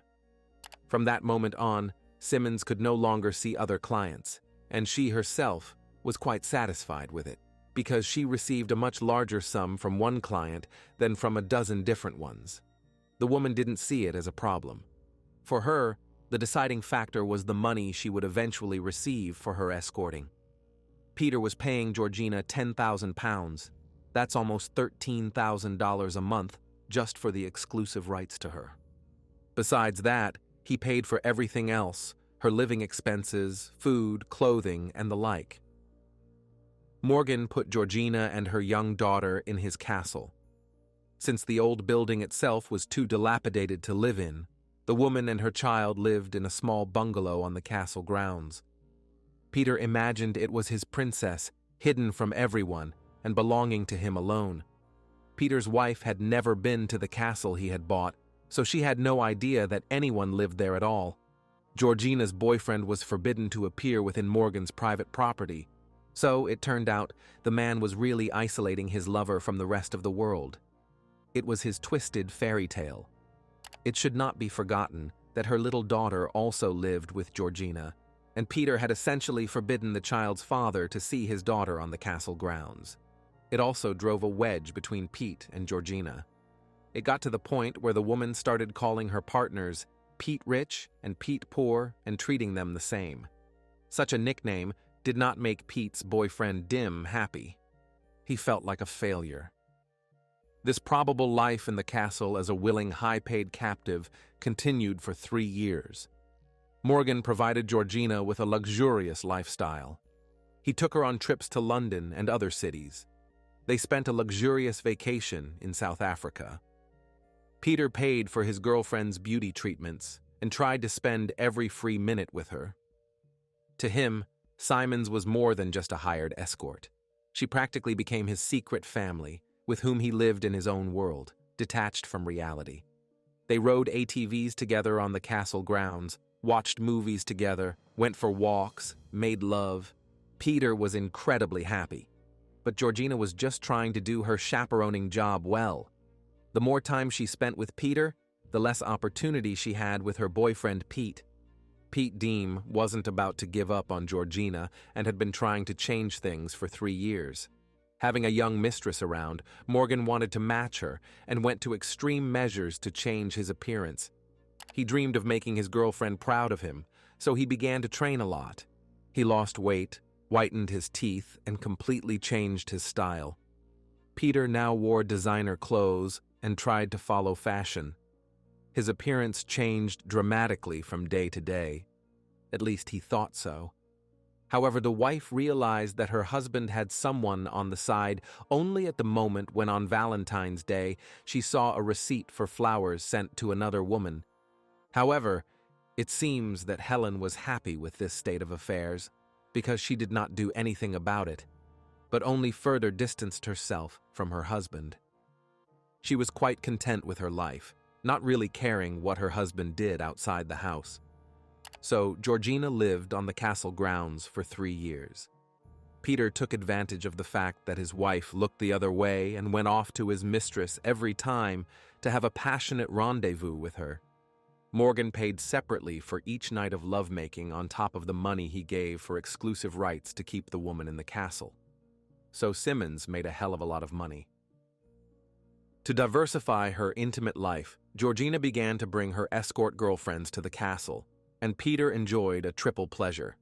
He also paid for that separately. These intimate threesomes began to happen again and again. Each time, the man demanded to bring new women, prioritizing Georgina in every case. One day, when Peter's wife and daughters were away from home, he decided to bring his mistress and one of her escort girlfriends to his family home. They engaged in lovemaking on the marital bed. Moreover, to make matters worse, the businessman asked one of the women to change into his wife's dress. In his head, he had long had an unattainable fantasy of making love as a threesome, him, Georgina, and his wife Helen. Peter knew perfectly well that in reality, it was impossible because his wife would never agree to share the family bed with anyone but her husband, let alone a call girl. So at least in this way, Peter realized his dream.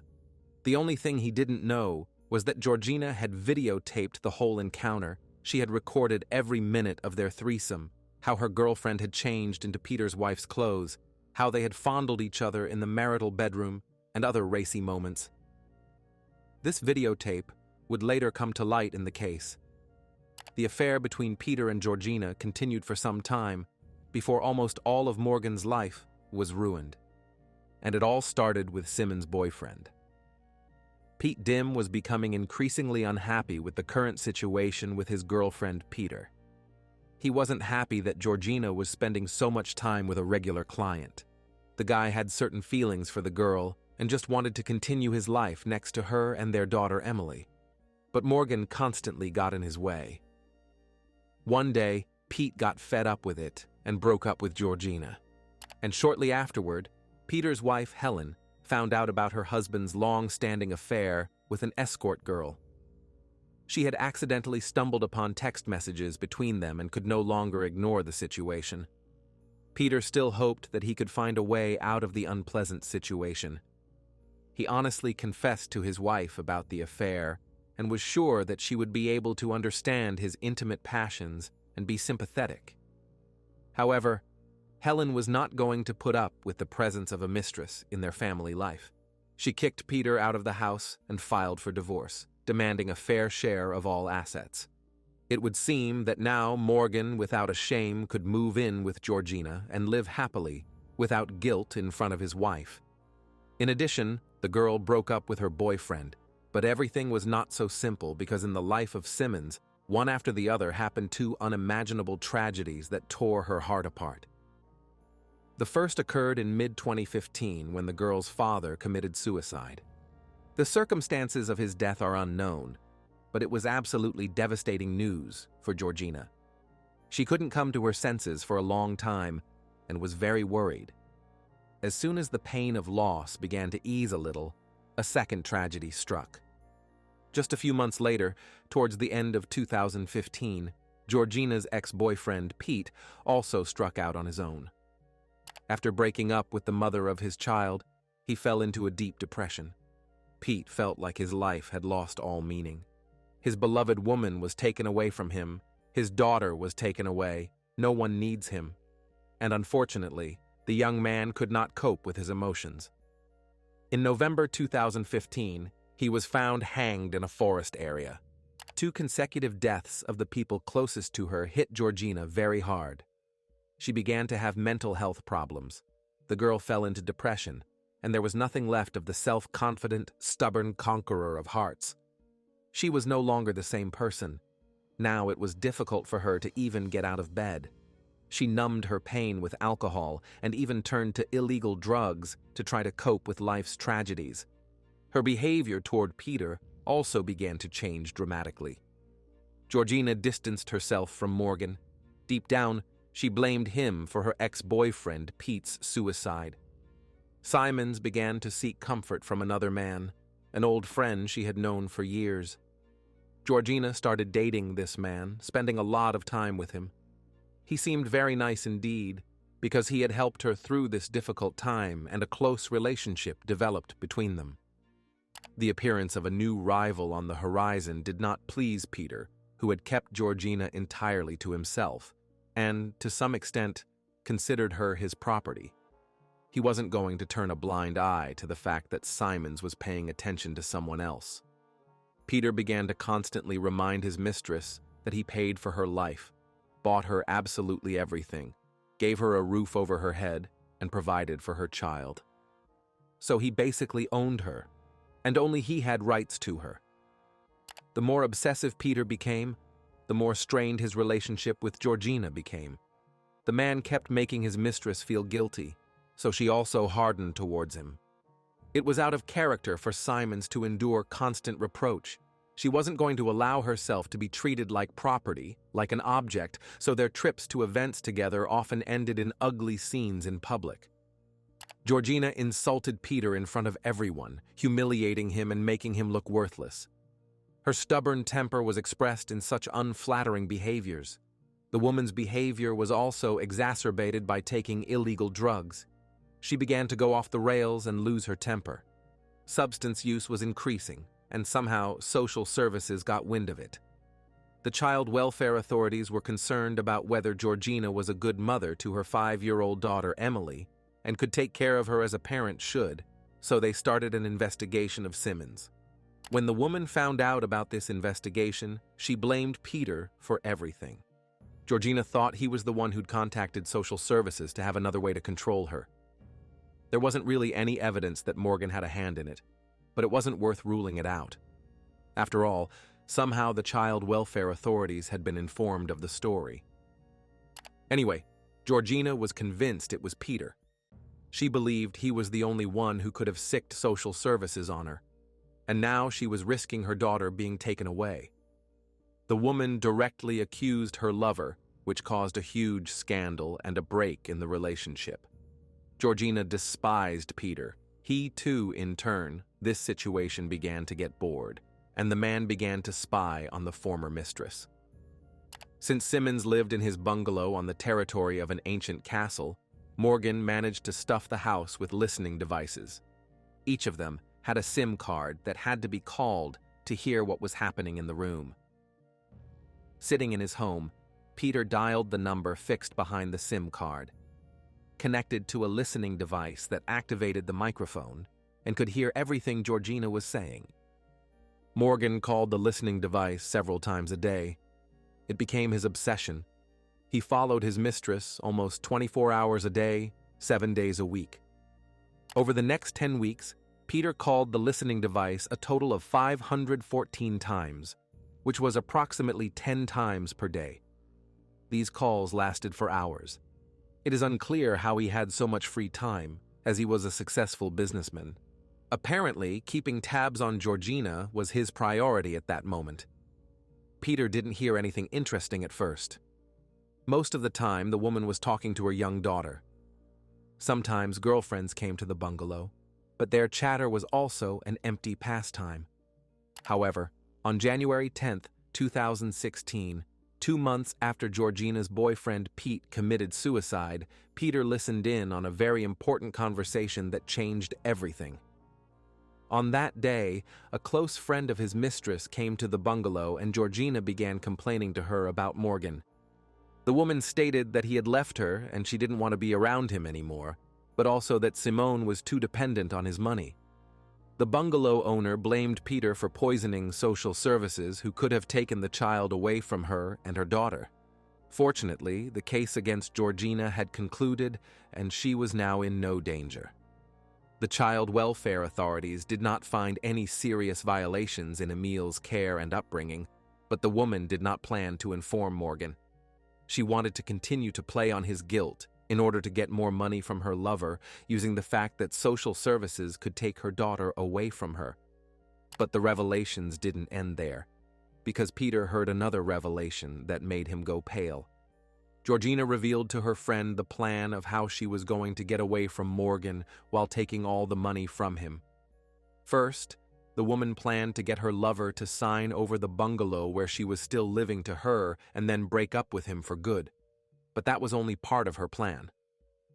Turns out Georgina was planning to blackmail Peter. She had a secret videotape of the three of them making love in the Morgan's marital bedroom. Her escort girlfriend was dressed as Peter's wife, Helen. And now Simonds wanted to scare the businessman by showing the video to his wife and daughters and posting it on social media. Since Peter was now divorced from his wife, he didn't really care what Helen thought. However, the man still hoped to maintain a great relationship with his children. Morgan realized that if his daughters saw the video, they would reject him, wanting nothing more to do with their father. He would burn with shame in front of his acquaintances and friends, and it would completely ruin his life. Listening to the conversation between his mistress and her friend, Peter was indescribably horrified. It was the first time he had learned that his intimate amusements had been videotaped. But what shocked him even more was that the girl he had considered the main and only love of his life was capable of such betrayal. Shock and despair were replaced by sudden rage. Now Peter was forming a plan in his mind that would bring him back to his former calm and confidence.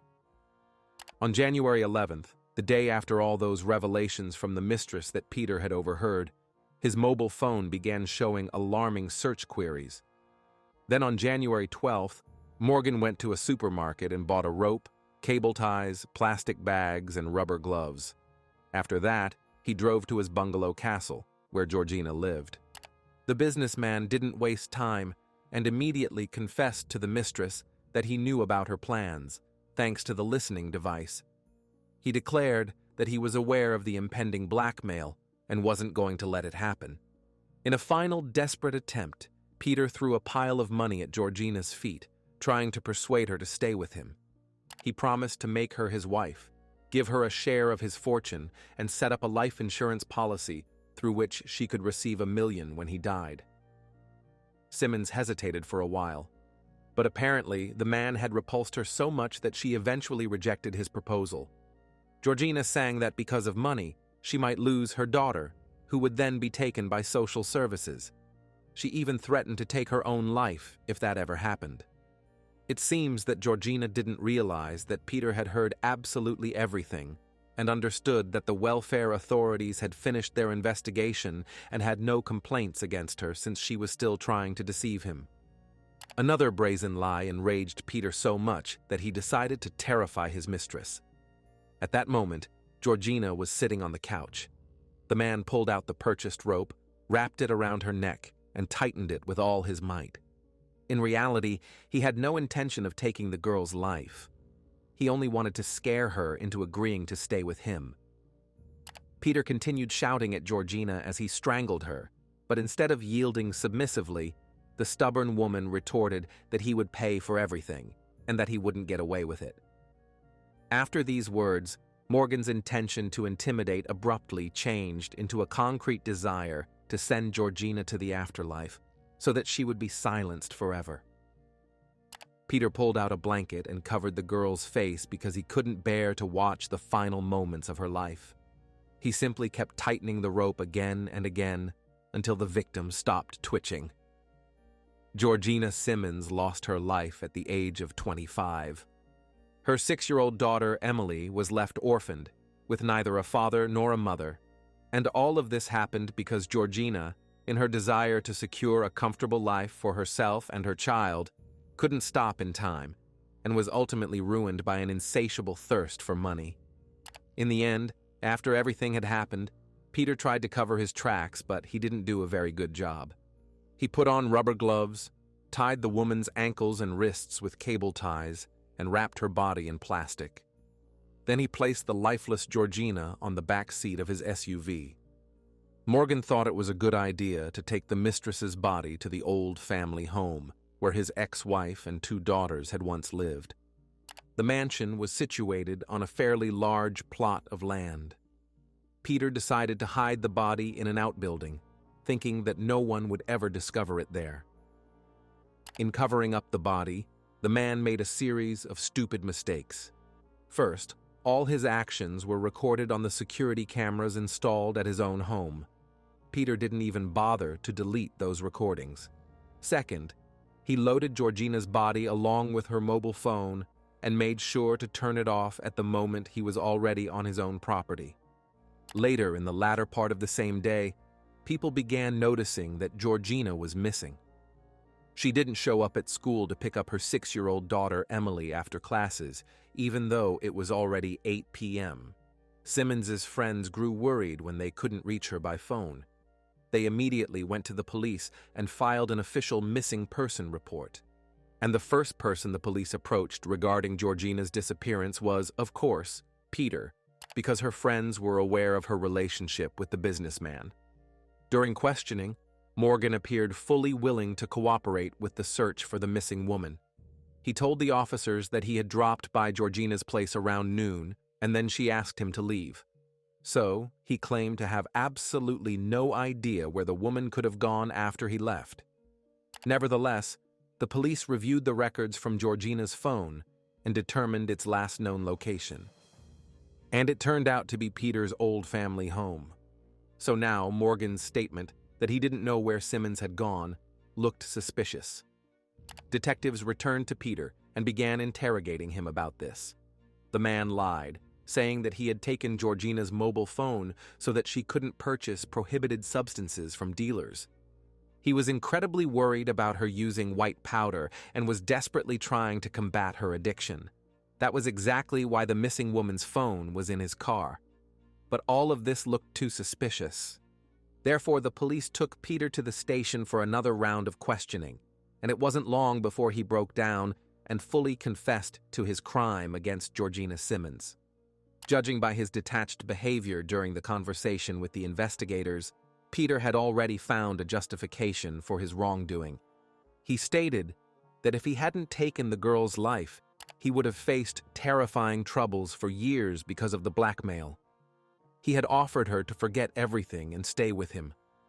But instead of gratitude, the mistress decided to ruin his life. After his confession, Peter was charged, and just a year later, the case regarding the death of Georgina Simonds was taken to court. Although Morgan initially admitted to committing the crime, he later decided to claim his innocence by seeking to lessen his responsibility. The defendant argued that although he had broken the law, he shouldn't bear full criminal responsibility for his actions because his mental functions were impaired. Morgan had a psychologist's report stating that he suffered from Asperger's syndrome, characterized by an overall impairment in mental development. The man hoped to be charged with a lesser offense of manslaughter and therefore receive a shorter prison sentence. However, the jurors did not agree, as there was too much evidence of his guilt, including his confession. In the end, the multimillionaire Peter Morgan was sentenced to life imprisonment with a minimum time of 25 years behind bars. The entire crime was completely senseless. Of course, the victim cannot be considered ideal. Georgina worked in escort services and received money for her relationship with Peter. That very fact led the girl to such a tragic end. However, that in no way justifies the killing of her. Had the man treated her as a person rather than as his property, none of this might have happened. Simonds was simply doing a job for which she was well paid. She never considered herself Peter's girlfriend, and never wanted to be. Morgan, who became obsessed with the escort, fantasized that love could be bought with money, but he didn't realize that it doesn't work that way. The man deceived himself into thinking there was some special connection between them, and he paid the price when he learned that Georgina never loved him. The saddest part of this story is the little Emily, left an orphan. It is heartbreaking that, engrossed in their adult games and dramas, her parents forgot that they were raising a daughter.